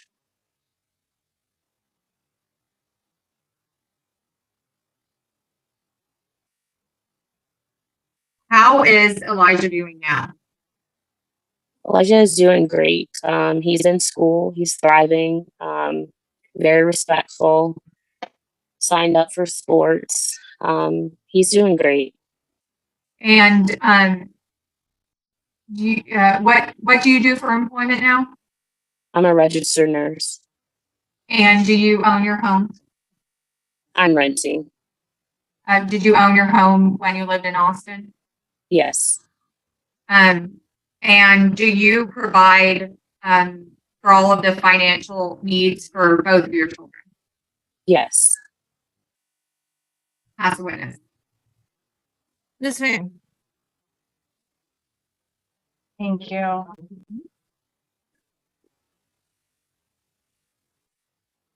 Ms. Harris, you testified earlier that Ms. Pearson did not sign or was a party to the donor agreement. Is that because she didn't have the ability to contribute to that agreement financially? No. Okay. Did Ms. Pearson ever ask to adopt Elijah? Yes. And we saw a notice that you gave Ms. Pearson asking her to move out, a 30-day notice. And Ms. Pearson responded that she would return I think it was a $250 deposit. Did she asked for you to return the deposit? Did you ever return that deposit? Yes. Did we see that in the Cash App transactions earlier? I don't know if I paid her Cash App or cash. Okay.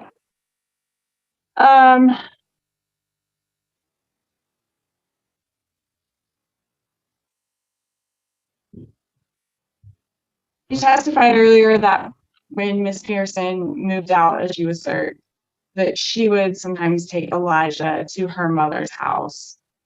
Is that not inconsistent with your sister's testimony earlier? When she would have Elijah, she wasn't staying at my house. She watched him at her mother's house.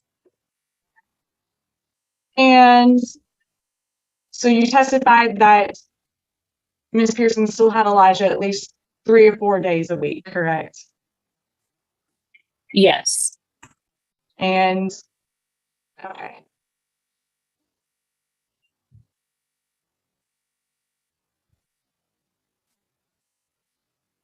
So right up until the point of time where you became pregnant with Ethan, Miss Pearson was still paying for storage of the donor sperm. Is that correct? She paid for it, yes, one time. One time or over a period of time? She paid a $600 fee that she asked for me back to give back. And how long did that $600, what period of time did that cover for the storage? It's $600 every year. Okay. And we saw these text messages, I believe it was Respondent Exhibit 3, where you said to Miss Pearson, just because you moved out doesn't mean our relationship is over. Did you see her response where she said, "What? I'm confused." Yes, I saw that. Okay.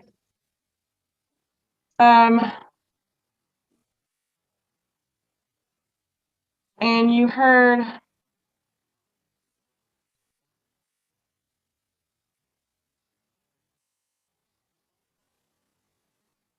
so it was, you said Miss Pearson would have Elijah about 3 to 4 days a week.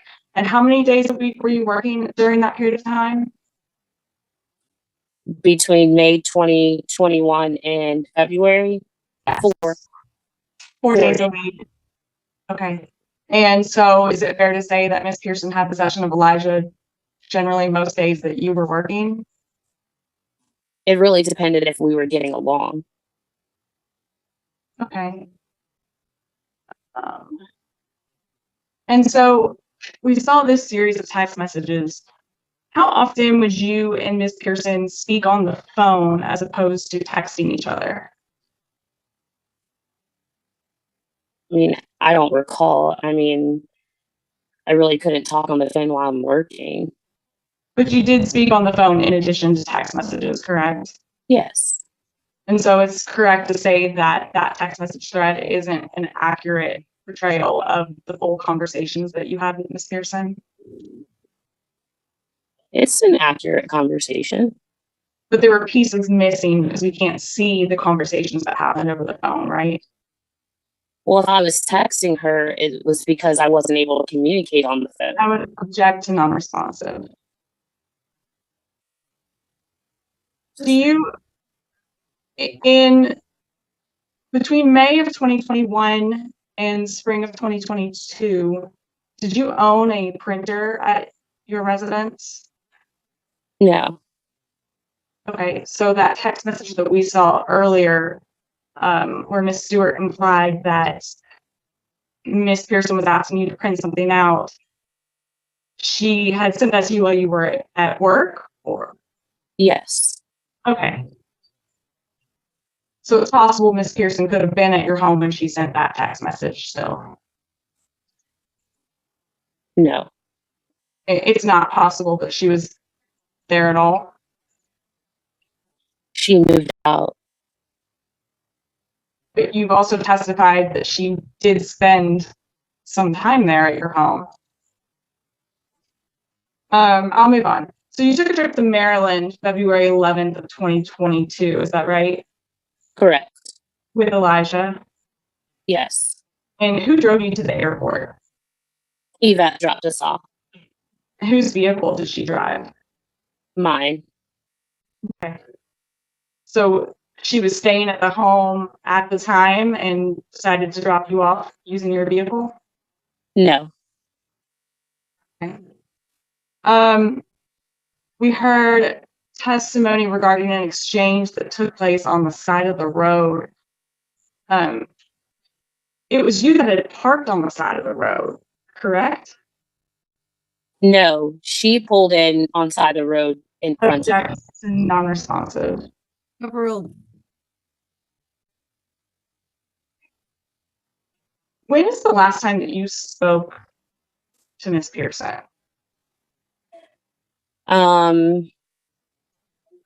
October 7th, when she showed up at my home and I had to call the police. And so that was what, six months ago? So? Yes. Okay. And in May of 2021, Miss Pearson still had a key to the residence, is that correct? She told me she threw it over the fence. But did she still have a key in May of 2021? Yes. And she continued to have that key until when? She told me she threw it over the fence, so we had to make a new key when she started to come back to my house to watch Elijah. Okay. But she still had a key and had access to your residence until when? Let's see.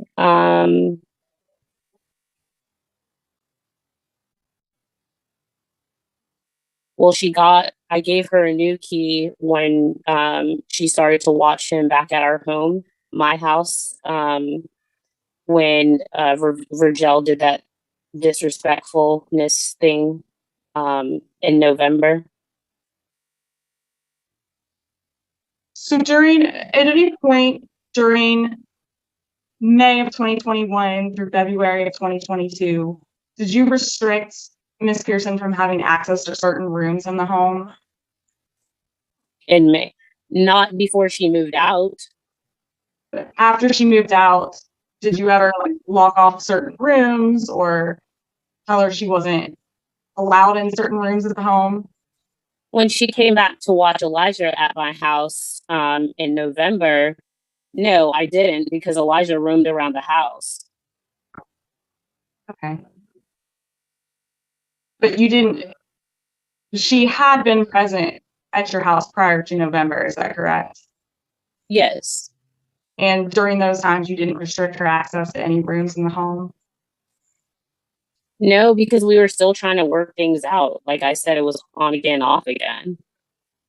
Okay.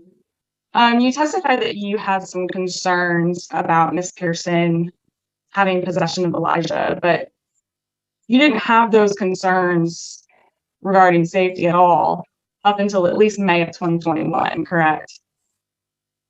No, that's not true. But you allowed Elijah to spend, and it's undisputed that he spent ample alone time with him prior to May of 2021, correct? Correct. And in May of 2021, Elijah was more than 2 years old, correct? Yes. Okay. And you heard testimony earlier that Ms. Pearson provided occasionally for Elijah's transportation, correct? Correct. Okay. Did Ms. Pearson ever do laundry at the home during the relevant time period? Yeah. Did she ever do your laundry at the home? Yes. Did she ever do Elijah's laundry at the home? Yes. And I think we saw evidence earlier that she occasionally washed your car. Is that correct? Yes. And she would cook We both did. and grocery shop and clean the home. Yes. And you never paid Yvette for taking care of Elijah. Is that right? No. And do you deny that it would be emotionally harmful to a child to take the child away from a parent with no explanation? He has an explanation. But do you deny that it would be harmful to the child to take the child away from a parent? It depends on the circumstances. Elijah was doing well while he was in Miss Pearson's care, was he not? He was good. Okay. Did Miss Stewart communicate to you that I had contacted on Miss Pearson's behalf, asking that Miss Pearson have a call with Elijah for his birthday this last December? I can't recall. Okay. But did you allow Miss Pearson to speak with Elijah on his birthday this past December? No. And you're currently living in Maryland, right? Why do you need to know that? I think there's been ample testimony that you are. I'm going to object as to relevance. I don't know if it's relevant where she's living at this point. I would. Well, it's already in evidence. Next question. Thank you. Ms. Harris, you do understand that in the event that the court would grant Ms. Pearson possession time of Elijah, and if the court does not ask you to move back from Maryland, that Elijah will be subjected to quite a bit of travel, don't you? Yes. you agree, do you not, that Elijah might benefit from having both you and Miss Pearson helping him to shape his life decisions and to provide emotional support? I disagree. Do you not think that a child generally would benefit from having two parents providing emotional support? It depends on the circumstances. Okay. And Well, what about this circumstance? This child was calling Miss Pearson mom till he was 3.5, and now he can't see her. Don't you think that would be harmful to him? To all of a sudden, and now not see her for a whole year? Well, when my child is telling me that he doesn't want to be with her and things happen when he is with her, then in that instance, I don't. I mean, I sat down and explained to my son, he is very intelligent, very smart. And I don't want to force my child's. She was answering the court's question. You can object to it if you want, but she already started answering. No, it's just I'm not sure it's even has any relevance or whether it's just positive at all to anything, but it just seems like there was a question from Ms. Fearing about it. Don't you think that just generally speaking, a child at 3.5 just suddenly loses a parent, and then that's not going to be harmful to a child? And there was no objection drawn to that question, so I did the follow-up. You don't think at all that a 3.5-year-old child is hurt by just completely losing a parent? In certain circumstances, but he would fight and say he didn't want to go with her. I didn't. Your Honor. No, she can answer that. I mean, that's her reason. He would tell me that he didn't want to go anymore, and I didn't want to force him to do something that, he was telling me he wasn't happy doing. All right, well, And he would for another day. But anyway, thank you for answering my question. You may proceed. Thank you. Do you believe it would be in Elijah's best interest if you were to receive child support to help financially support him? No, I can take care of him. Is Elijah currently in daycare? Yes. How much do you pay each month for daycare? I'm gonna object to relevance. She's the child's only parent. There's been no evidence. She's the child's only legal parent. There's no disputing that. There's the only evidence that has been brought forward in this case is that she's always been the only one who financially provided for him, with the exception of some swim lessons and karate. And we're not really trying temporary orders today. I'll move on. I mean, it's fine. I mean, it is.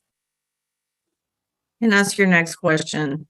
I mean, I feel like we're retreading a lot of stuff anyway. It's just. I'm almost done, Your Honor. Ms. Harris, prior to you and Ms. Pearson separating, whether that's the date you believe you separated or the date Ms. Pearson separated, believes that you separated, strike that. Ms. Harris, do you have an understanding of what the Texas Standard Possession Order is? A little bit. Okay. Do you realize that? Object to relevance. Sustained.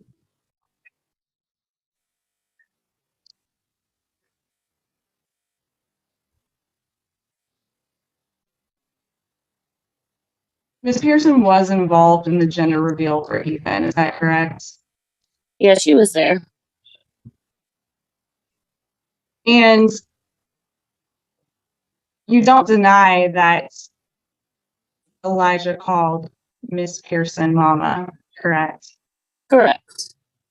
And you acknowledged for the first 3.5 years of Elijah's life that Miss Pearson was his mama, correct? Correct. Okay. Did you ever make Miss Pearson any sort of commemorative gifts, or t-shirts or anything calling her mama? That's relevant. If we're focusing on standing only, what matters is, was she living with a child after 9 months prior to filing? Response. I'll move on, Judge. Last few questions. Miss Harris, do you recall that when you were served with our petition in this case, there was a document attached called the Travis County Standing Order for Family Law Cases? Yes.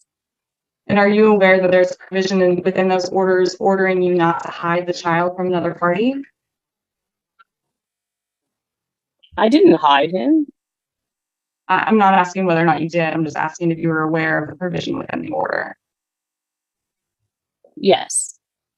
And are you aware that there's also a provision in the orders ordering you not to change the child's current residence unless all parties agree in writing, or unless the court orders a change, or there's an active court order giving you the exclusive right to designate the primary residence?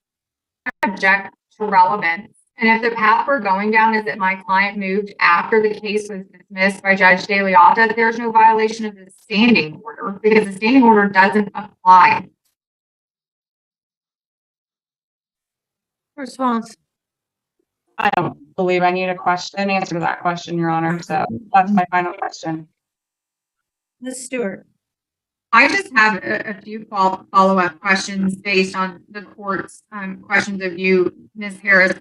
It was not an easy decision for you to stop Elijah from seeing Miss Pearson, was it? No. And it wasn't an instantaneous decision either. Is that correct? No. She moved out in May of 2021, and you tried to continue a healthy relationship for several months after that. Is that correct? Correct. Do you believe he is doing better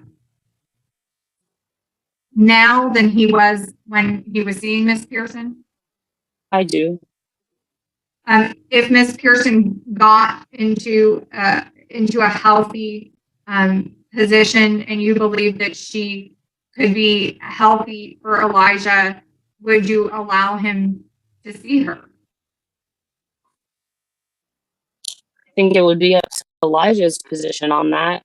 I take what he says, very serious. But I just feel like at this moment in time, with everything that has happened, and he has seen those things, I don't understand like why I would subject him to those things. Like, he doesn't even ask for her or anything.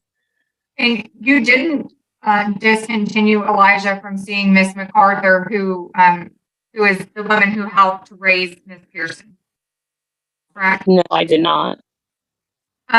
Let me ask you this. As we sit here today, have you spent approximately $8,000 on this case? Yes, I have. And Miss Pearson advised you that she had a close I relationship. would object to relevance, Your Honor. Close relationship to. Well, Your Honor, we're going to ask for fees at the end of this case, and it's relevant to the fee award. I don't, but see, I can't rule on it unless I know that why is some close relationship is relevant or not. Because Miss Pearson is getting free legal counsel because of her relationship with Becky Beaver. My client is having to pay. Okay. Sustain this to relevance. I don't, none of that is relevant really, I think, right now, especially when we're All right. at day two, the court is more solidified in its you know, I've heard everybody now pretty much. We're almost finished, right?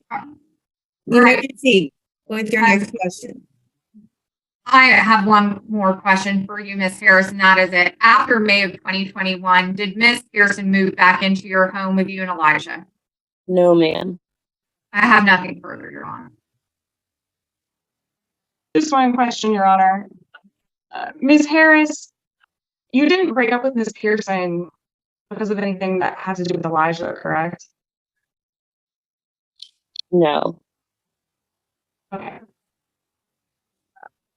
Thank you. No further questions. Ms. Stewart, I rest, Your Honor. all right. So closing statements at 3:30, please. We're in recess until 3:30.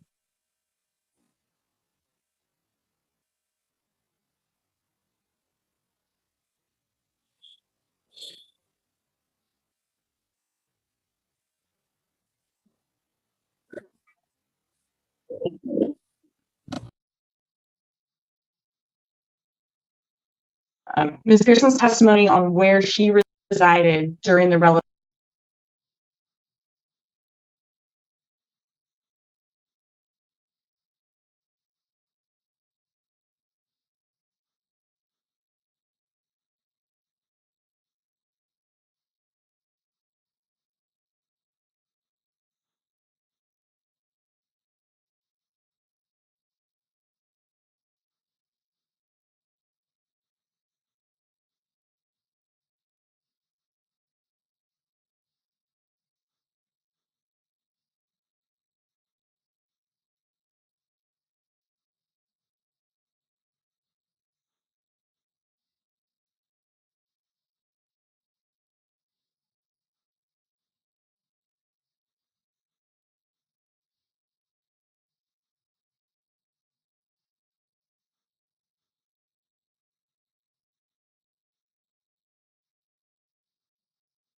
Ms. Pearson's testimony on where she resided during the relevant time period should be given a lot of weight. Again, I cite this to the Mills v. Bartlett case, the Texas Supreme Court case that says that her subjective intent on where she resides is how the court will define a person's residence. And you have heard evidence that Ms. Pearson intended to reside at 4005 AL Drive, and that this was her most concrete residence. She lived there for 6 years, longer than anywhere else in her adult life. Ms. Stewart and Ms. Harris would allege that Ms. Pearson did live elsewhere during certain times in the relevant time period. But, even so, if that were the case, or if the court feels that as well, may I point out there's case law that I gave the court, the Snyder v. Pitts case, which says that a person may have more than one residence. All in all, you also heard that Ms. Pearson was a truck driver. She drove nights. It explains Ms. Harris's testimony as to why she said Ms. Pearson only spent a few nights there between May and February during that relevant time period. She didn't stay nights anywhere. She was working and driving on the road. Ms. Pearson testified that she would sleep there during the day, and so did Ms. Harris. Ms. Pearson's lifestyle is just different. She is a transient person. And when she left in February of 2022, I think it's important to say that she felt the need to tell Ms. Harris that she would no longer be living there. You heard further testimony from Ms. Pearson that she would often take Elijah to other people's homes, other locations when she had possession of him, again, during the relevant time period. She would take him to visit old friends from work, to her friends' homes, to her mother's home. So text messages that Ms. Harris put on saying, hey, I could drop Elijah off, or, asking about him, it's because it's proven that she would take him to other places. She didn't need to necessarily be a separate residence or living somewhere else. Ms. Harris's witnesses couldn't provide concrete dates and times. I think a lot of their testimony was conflicting. Ms. Harris's sister said that she provided daily daycare for the child. It's inconsistent with Miss MacArthur's testimony, also with Ms. Harris's testimony. It doesn't line up. Further, we had admitted into evidence as P3. There's text messages from Miss Harris's mother stating and proving that Miss Pearson lived there during the relevant time period. There was plenty of testimony and evidence showing that during the relevant time period, Miss Pearson contributed to all the household duties. She cooked, she cleaned, she shopped for groceries, she cared for Elijah. There was a joint Sam's Club card and a key, and she didn't return those things until February of 2022. She did LaQuisha's laundry, she did Elijah's laundry, she washed cars. There's text messages in our P15, which were admitted, showing that Yvette is who LaQuisha would text when she needed to figure out where things were in the home. And again, this is all during the relevant time period. That she didn't contribute financially to utilities and other things, that's only because of extreme income disparity between the parties. And I'll say that that's not uncommon between marital or other relationships for people to have a child together. Even after Miss Pearson moved out in February, she continued to care for the child. Miss Harris admits she didn't break up with Miss Pearson due to anything that has to do with Miss Pearson's care of Elijah. And if you read, you'll also see in text messages, in respondents' text messages, that Miss Pearson, her longest time away from Elijah was 1 week, and it was really hard for her to do that. That again took place in February of 2022. You saw in Miss Harris's interrogatories, which we admitted as P12, Miss Harris admits that during the relevant time period that Miss Pearson was involved in decision making and care for Elijah. I think Miss Stewart cited to 102.003B. We believe that should be read broadly, and it was included for the very purpose of preventing tragic situations like this, where a person who's very much considered, at least by the child, to be that child's parent, would otherwise be denied standing under 102.003A9. It talks about small breaks in residency and in care should not matter, and that's not going to be dispositive to standing under 102.003A9. I want to address the case law that Ms. Stewart asserts, this NRA NH. Again, I said this before, this is not settled law, it's not mandatory case law, and it doesn't apply here because it addresses a situation where standing is not an issue.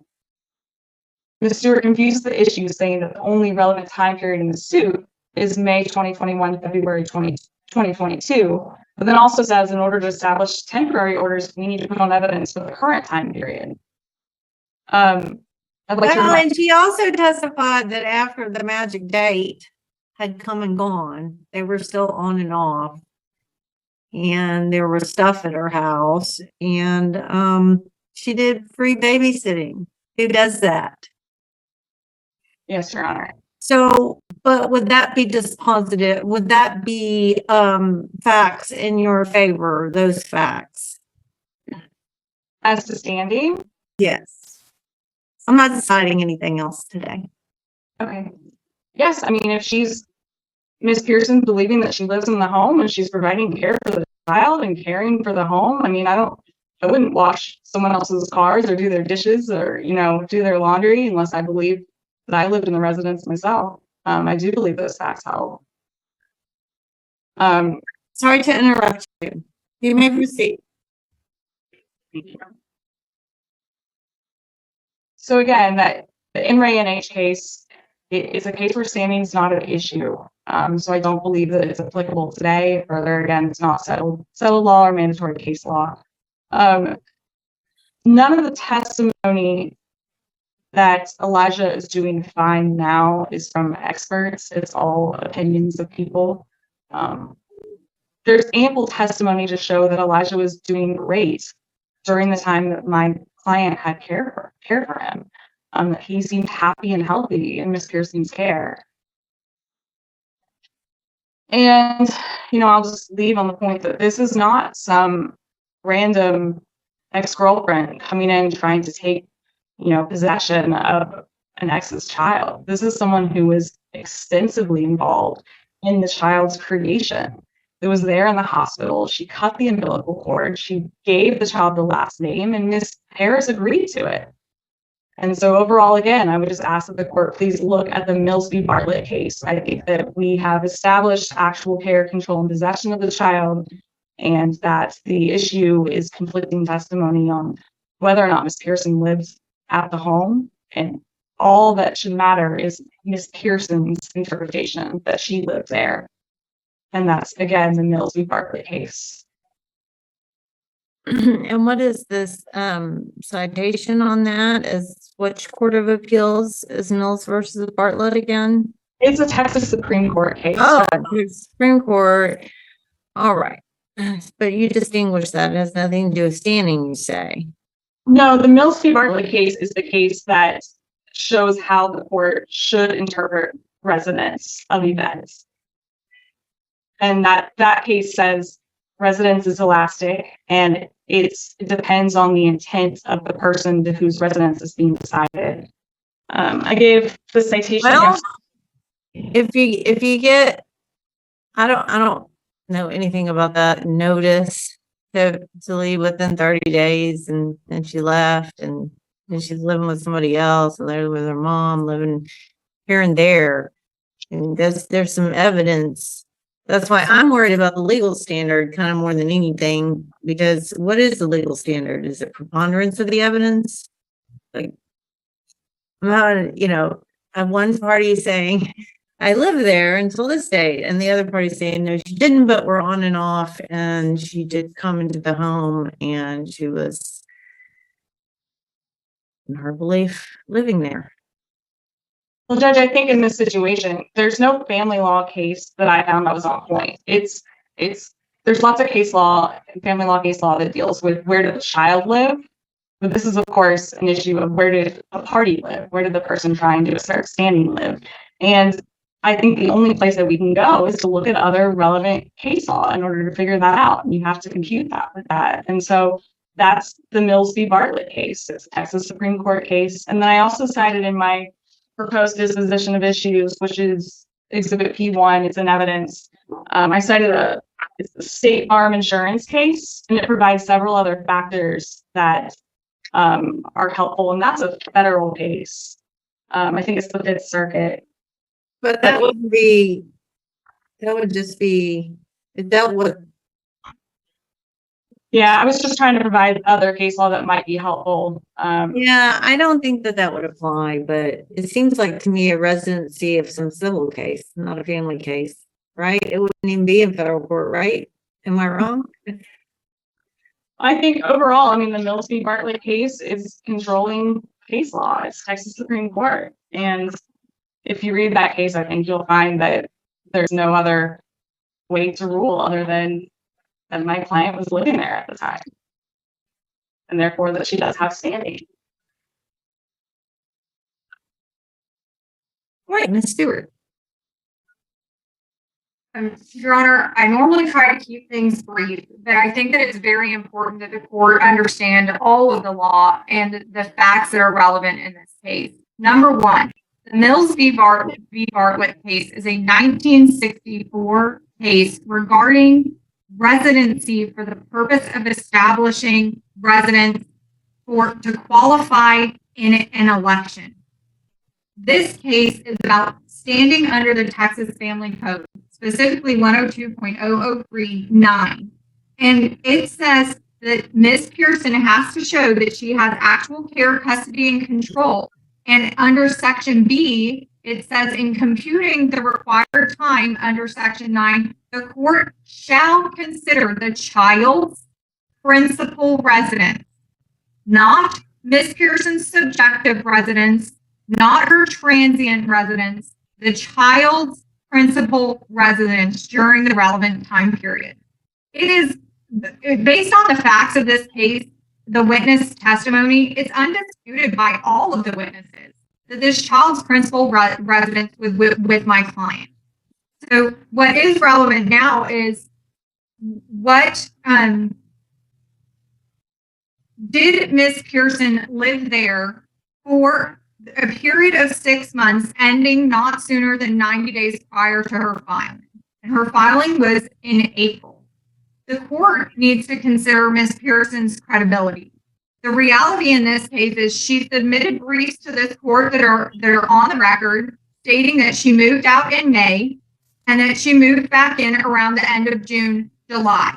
Conveniently, she changed her testimony and said, well, actually, I moved back in after Miss Harris's mom left for her summer visit in August. Miss Harris's mother, Miss Linda Mason, testified that she was here in June, and she was here in July, and she was here again in December of 2021. And on each of those visits, Miss Pearson was not in the home. The only change was that in December of 2021, Miss Pearson's belongings were being stored in Miss Harris's garage as a favor to her. And that testimony is corroborated by the testimony of Miss LaTorri Harris and the testimony of Miss Peggy MacArthur. It's also corroborated by the text messages between Miss Pearson and my client, the context of which indicates she's not living in the home, and the context of the December text specifically states that her belongings are needing to be removed from Miss Virgel's home prior to this case commencing. Now, the reality is Miss Virgel Strong could clarify a lot of this for us. We weren't able to track her down. Otherwise, we would have subpoenaed her to be here. She's no longer at the Asper Road residence. Miss Pearson didn't provide a single witness, not a single one, that's been in Miss Harris's residence since 2021. Not a single person. There were people who testified that there were other people allegedly in the house with Miss Pearson when she was there. Well, where are those people? Why aren't they here testifying that she was living in that house? They're not, because there are no people that can testify that she was in that house after May of 2021. If we go carefully through the testimony. Let me ask you a question. This is going to sound funny to somebody if they're just joining us. What about the shrimp tacos?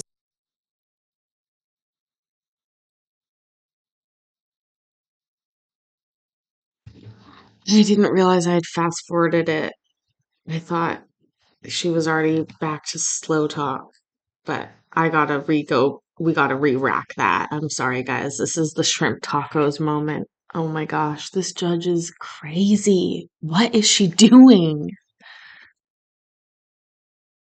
Between Miss Pearson and my client, the context of which indicates she's not living in the home, and the context of the December text specifically states that her belongings are needing to be removed from Miss Virgel's home prior to this case commencing. Now, the reality is Miss Virgel Strong could clarify a lot of this for us.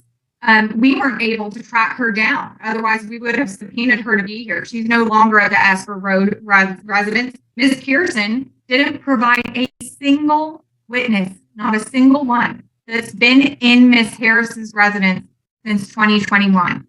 Not a single person.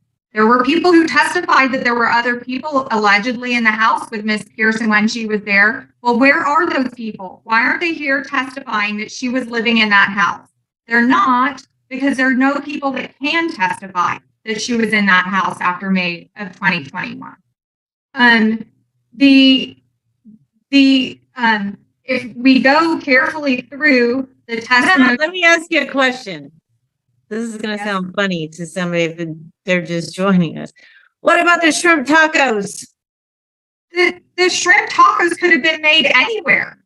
You know? Oh, I thought that it was admitted that it was in her house by the surroundings. No, Miss Pearson claims that.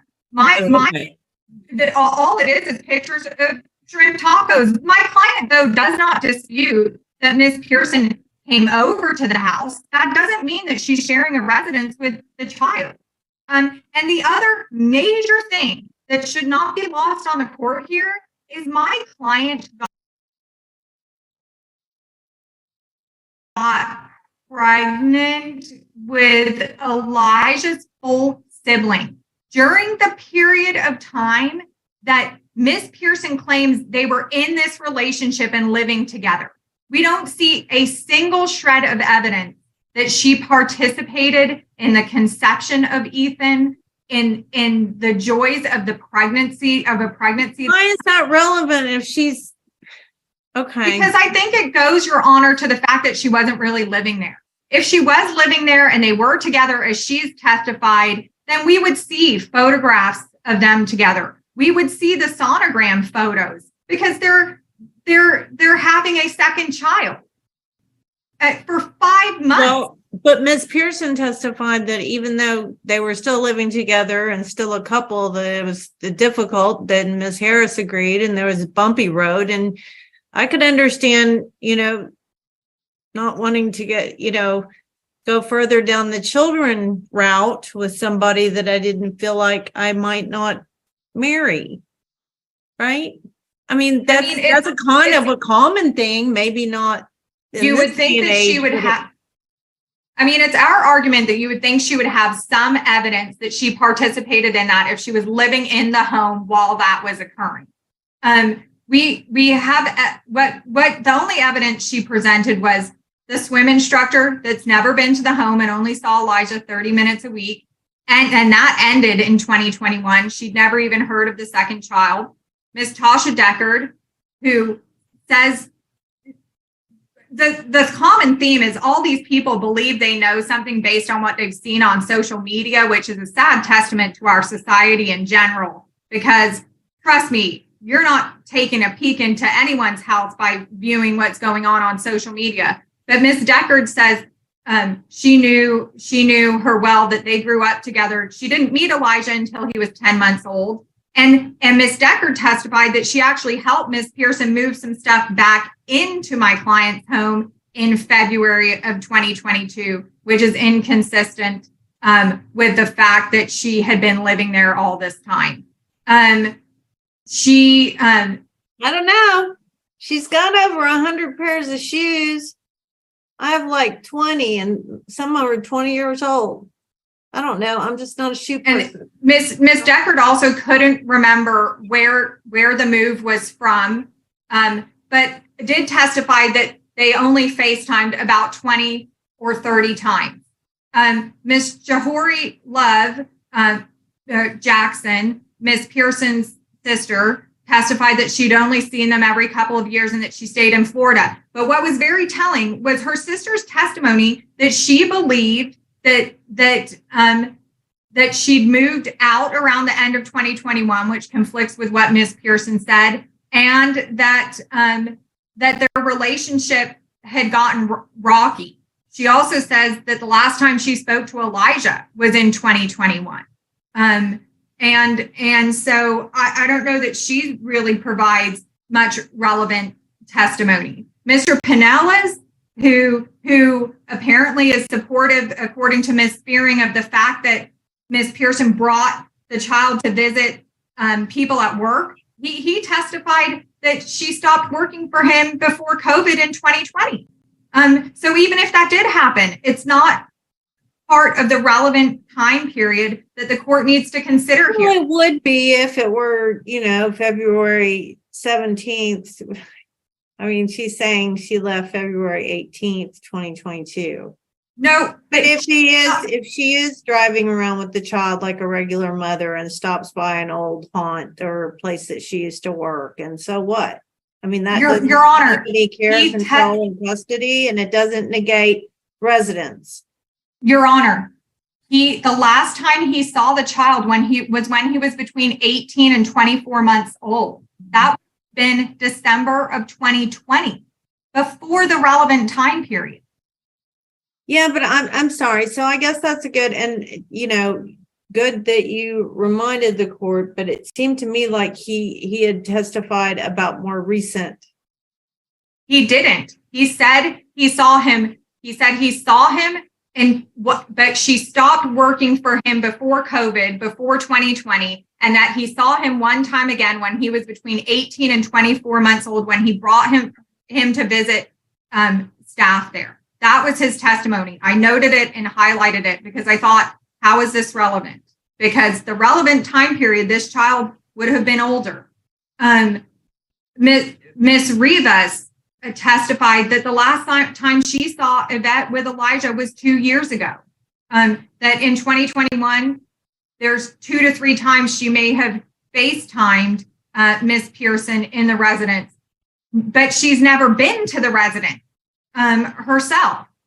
Miss Dr. Dominique Carvajal, she said the last time she saw Elijah at a game was in 2021, and noticed that she didn't see him as often, which is consistent with Ms. Pearson moving out, as my client has testified, as Ms. Peggy MacArthur, who was in the house, has testified, as Ms. LaTorre Harris has testified, as Ms. Linda Mason has testified. People who were in the house consistently have testified she was not there. Ms. Pearson, again. But then Miss Harris comes back and says she was there. It was on and off, and she spent the night a dozen or more times. But a dozen or more times is not enough to share a principal residence of a child when you're talking about May of 2021 until March of 2022. I mean, if it was, then every girlfriend or boyfriend out there could have a claim to access to a child that they've spent. That's not this case, is it? But Your Honor, then I know I'm confined by the law. You're right. And but Your Honor, still, that is not this case. This bugaboo, slippery slope thing does not apply here. This is somebody who has a child that calls her mother and shares her last name, which had to be agreed to.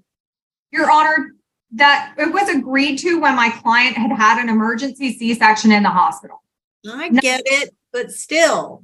Nothing else was agreed to. No formal parentage was ever agreed to.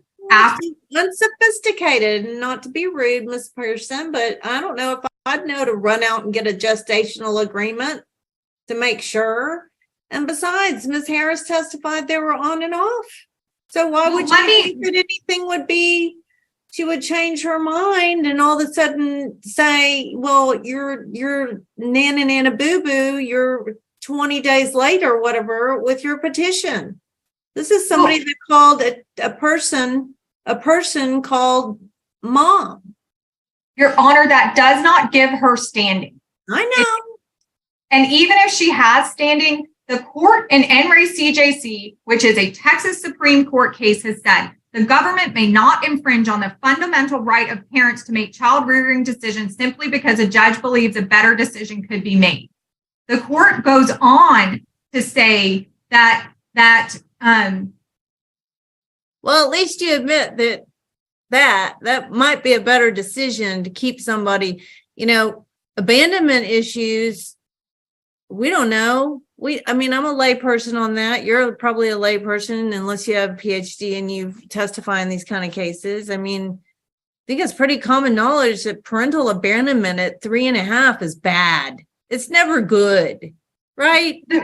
Your Honor, the court is on to say good. It's not good, Your Honor, but she's not his parent. That's the reality. And if we're telling every mother who gets involved with a person when they have a young child that they're therefore required to let that person be in the child's life for the rest of their life, whether they like it or not, because the government says so, we're opening a horrible Pandora's box. Not really, because district courts don't make law. I just believe they're witnesses more than Ms. Harris's. And I believe Ms. Harris is a genuine, loving, caring mom. But saying that Ms. Pearson has standing, she just has standing. That doesn't mean she's going to have to go through just, this crazy whole proceeding to try to get possession and access, right? Yes, and that's what she wants. She wants to drag my client through court in hopes that they can bully her into a settlement because she can't afford it. And that's unfair. None of Ms. Pearson's witnesses testified that they'd ever even been in her home. None of them. And her uncle, Your Honor, let me remind you, her uncle testified that she believed that their relation, he hadn't seen that. He saw her with Elijah in Dallas in September or October of 2021. And it was his understanding that they were broken up and that this was just her visitation time. That her own uncle let me ask is the most credible witness. With these kind of facts, and as Ms. Fearing said, you're not going to find a case directly on point here, right? I would ask you, Your Honor, to look at the case law that I sent, because there's a case in the Houston Court of Appeals that's almost identical that says that the non-parent other mother is not entitled to possession and access of the child unless she can prove that the parent is unfit. Yeah, but isn't that a case for another day? But she shouldn't even go on to it another day. She's presented no evidence. You know, that's kind of deciding what might happen in the future, right? I can't rule on something that might happen in the future right now. Well, Your Honor, we had temporary orders pending for this very reason. To address both of these issues together, there is no new evidence about whether or not my client is unfit. It's all these people are the relevant people to establish that. And Ms. Pearson has had ample time to propound discovery and establish the fitness of my client. She's never even alleged she was unfit until today. She made some allegations. But again, that's not related to standing. Well, Your Honor, I would say that we have temporary You would orders. be saying it's futile for me to rule that she has standing because she could never get any kind of visitation or whatever, because she I could would never say- prove that Harris is unfit. And that's why Judge De La Lata put that 7th paragraph in there, but it's not relevant to standing. You're correct, Your Honor. It's not that he's, it's just like a district judge to an appellate court in a de novo case. They don't care what I say. It doesn't really matter what Judge De La Lata ruled. I mean, in a way that could constrain me or anybody else. So it's not an insult to him. He just seems to be kind of disagreeing, and there he may have had different evidence in front of him. So it's not relevant if the only issue you're deciding is standing. But right. Ms. Pearson did not present any evidence that she lived in that house. We presented evidence. And I'm really, I'm sorry that I wasn't able to narrow earlier what was really going on and what is really before the court, which I really think is only standing. But I wanted to be sure through the testimony that was correct. And then instead of just ruling on all these housekeeping motions at the beginning when I did do a file review, but still was kind of like, okay, what's up in this case? Right? Well, I think, Your Honor, what they've done is they've taken advantage of that because they've painted this picture that, he called her mama. That's not relevant to standing. It's not. What's relevant to standing was she living in that house? She brought witnesses, all witnesses who had never been in the house. All of them. The only witnesses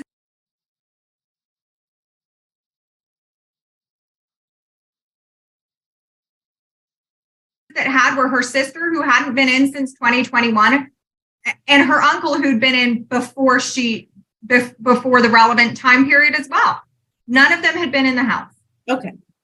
What if I believe your client who says it's been on and off again, and Ms. Pearson saying that, she was there and she stayed in the house, and subsection B says he can't, penalize somebody for an on and off thing, which has already been admitted.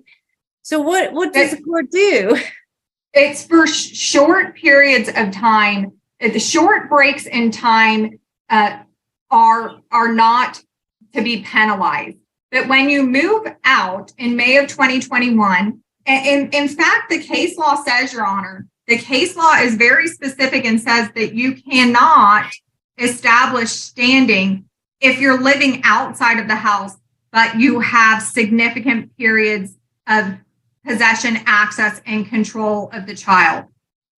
And so what she has to prove is that she was living in the principal residence with the child, and 10 to 15 overnight periods is not sufficient between May and March of 2022. But she said that she, wasn't just confined to the guest room and as a babysitter. This was a freebie, free range of the house. That's not a babysitter. That's a mom.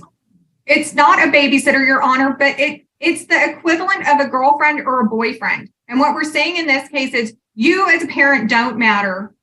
As long as if you have a boyfriend that stays in the house 10 to 15 times a night in a 9-10 month period, then that's enough for standing. Well, yeah, after we do a gender reveal after we do That's not relevant to standing, Your Honor. after we do all these things and the child has her last name, then we're going to That's say, not- we got you because you're late. You're She proved doesn't Your Honor, I understand that that's pulling at your heartstrings, but she doesn't even have a justiciable case after that. And that is not relevant to standing. You can't go back and say all of these things happened before. And I so agree. now I agree with you. But she said also that she lived there till February 18th. she And also it's a credibility Your Honor. issue. It's a credibility issue. There is a credibility issue with her. She didn't provide any witnesses to support her statement. She submitted a brief that said she'd moved back in June and July, but then she knew that my client's mom was going to testify that she was there and not living there. So she backed that date to August. And then even in her own testimony and cross-examination with me, she went back and forward because she knows she's not telling the truth. She has a big credibility issue. And it wasn't a gotcha. She has been out of the house since May. She filed in April. She been out of the house since May of 2021. She filed in April of 2022 when my client finally said, enough. I've tried to work with you, but enough is enough. This isn't good for my child. Then she filed and tried to backdate when she'd moved out. And she can't even keep those dates consistent. She said June. She said July. Today she said August. And it's all because the actual witnesses who've been inside that home dispute her testimony. And I'll urge the court, look at her photographs. She said all of those photographs conveniently were from August, 9 months before her filing. Well, right. But wouldn't they have shown on her phone when they were taken? And none of that evidence wasn't provided. So yes, one would hope. But what is relevant is if you look at the photograph with Elijah, allegedly taken in August, sitting in the car with a McDonald's cup, the trees have no leaves on them. That's not August in Texas. He's wearing a sweatshirt, no leaves on the trees. You know, it's not credible. But I believe she said the sweatshirt picture was October.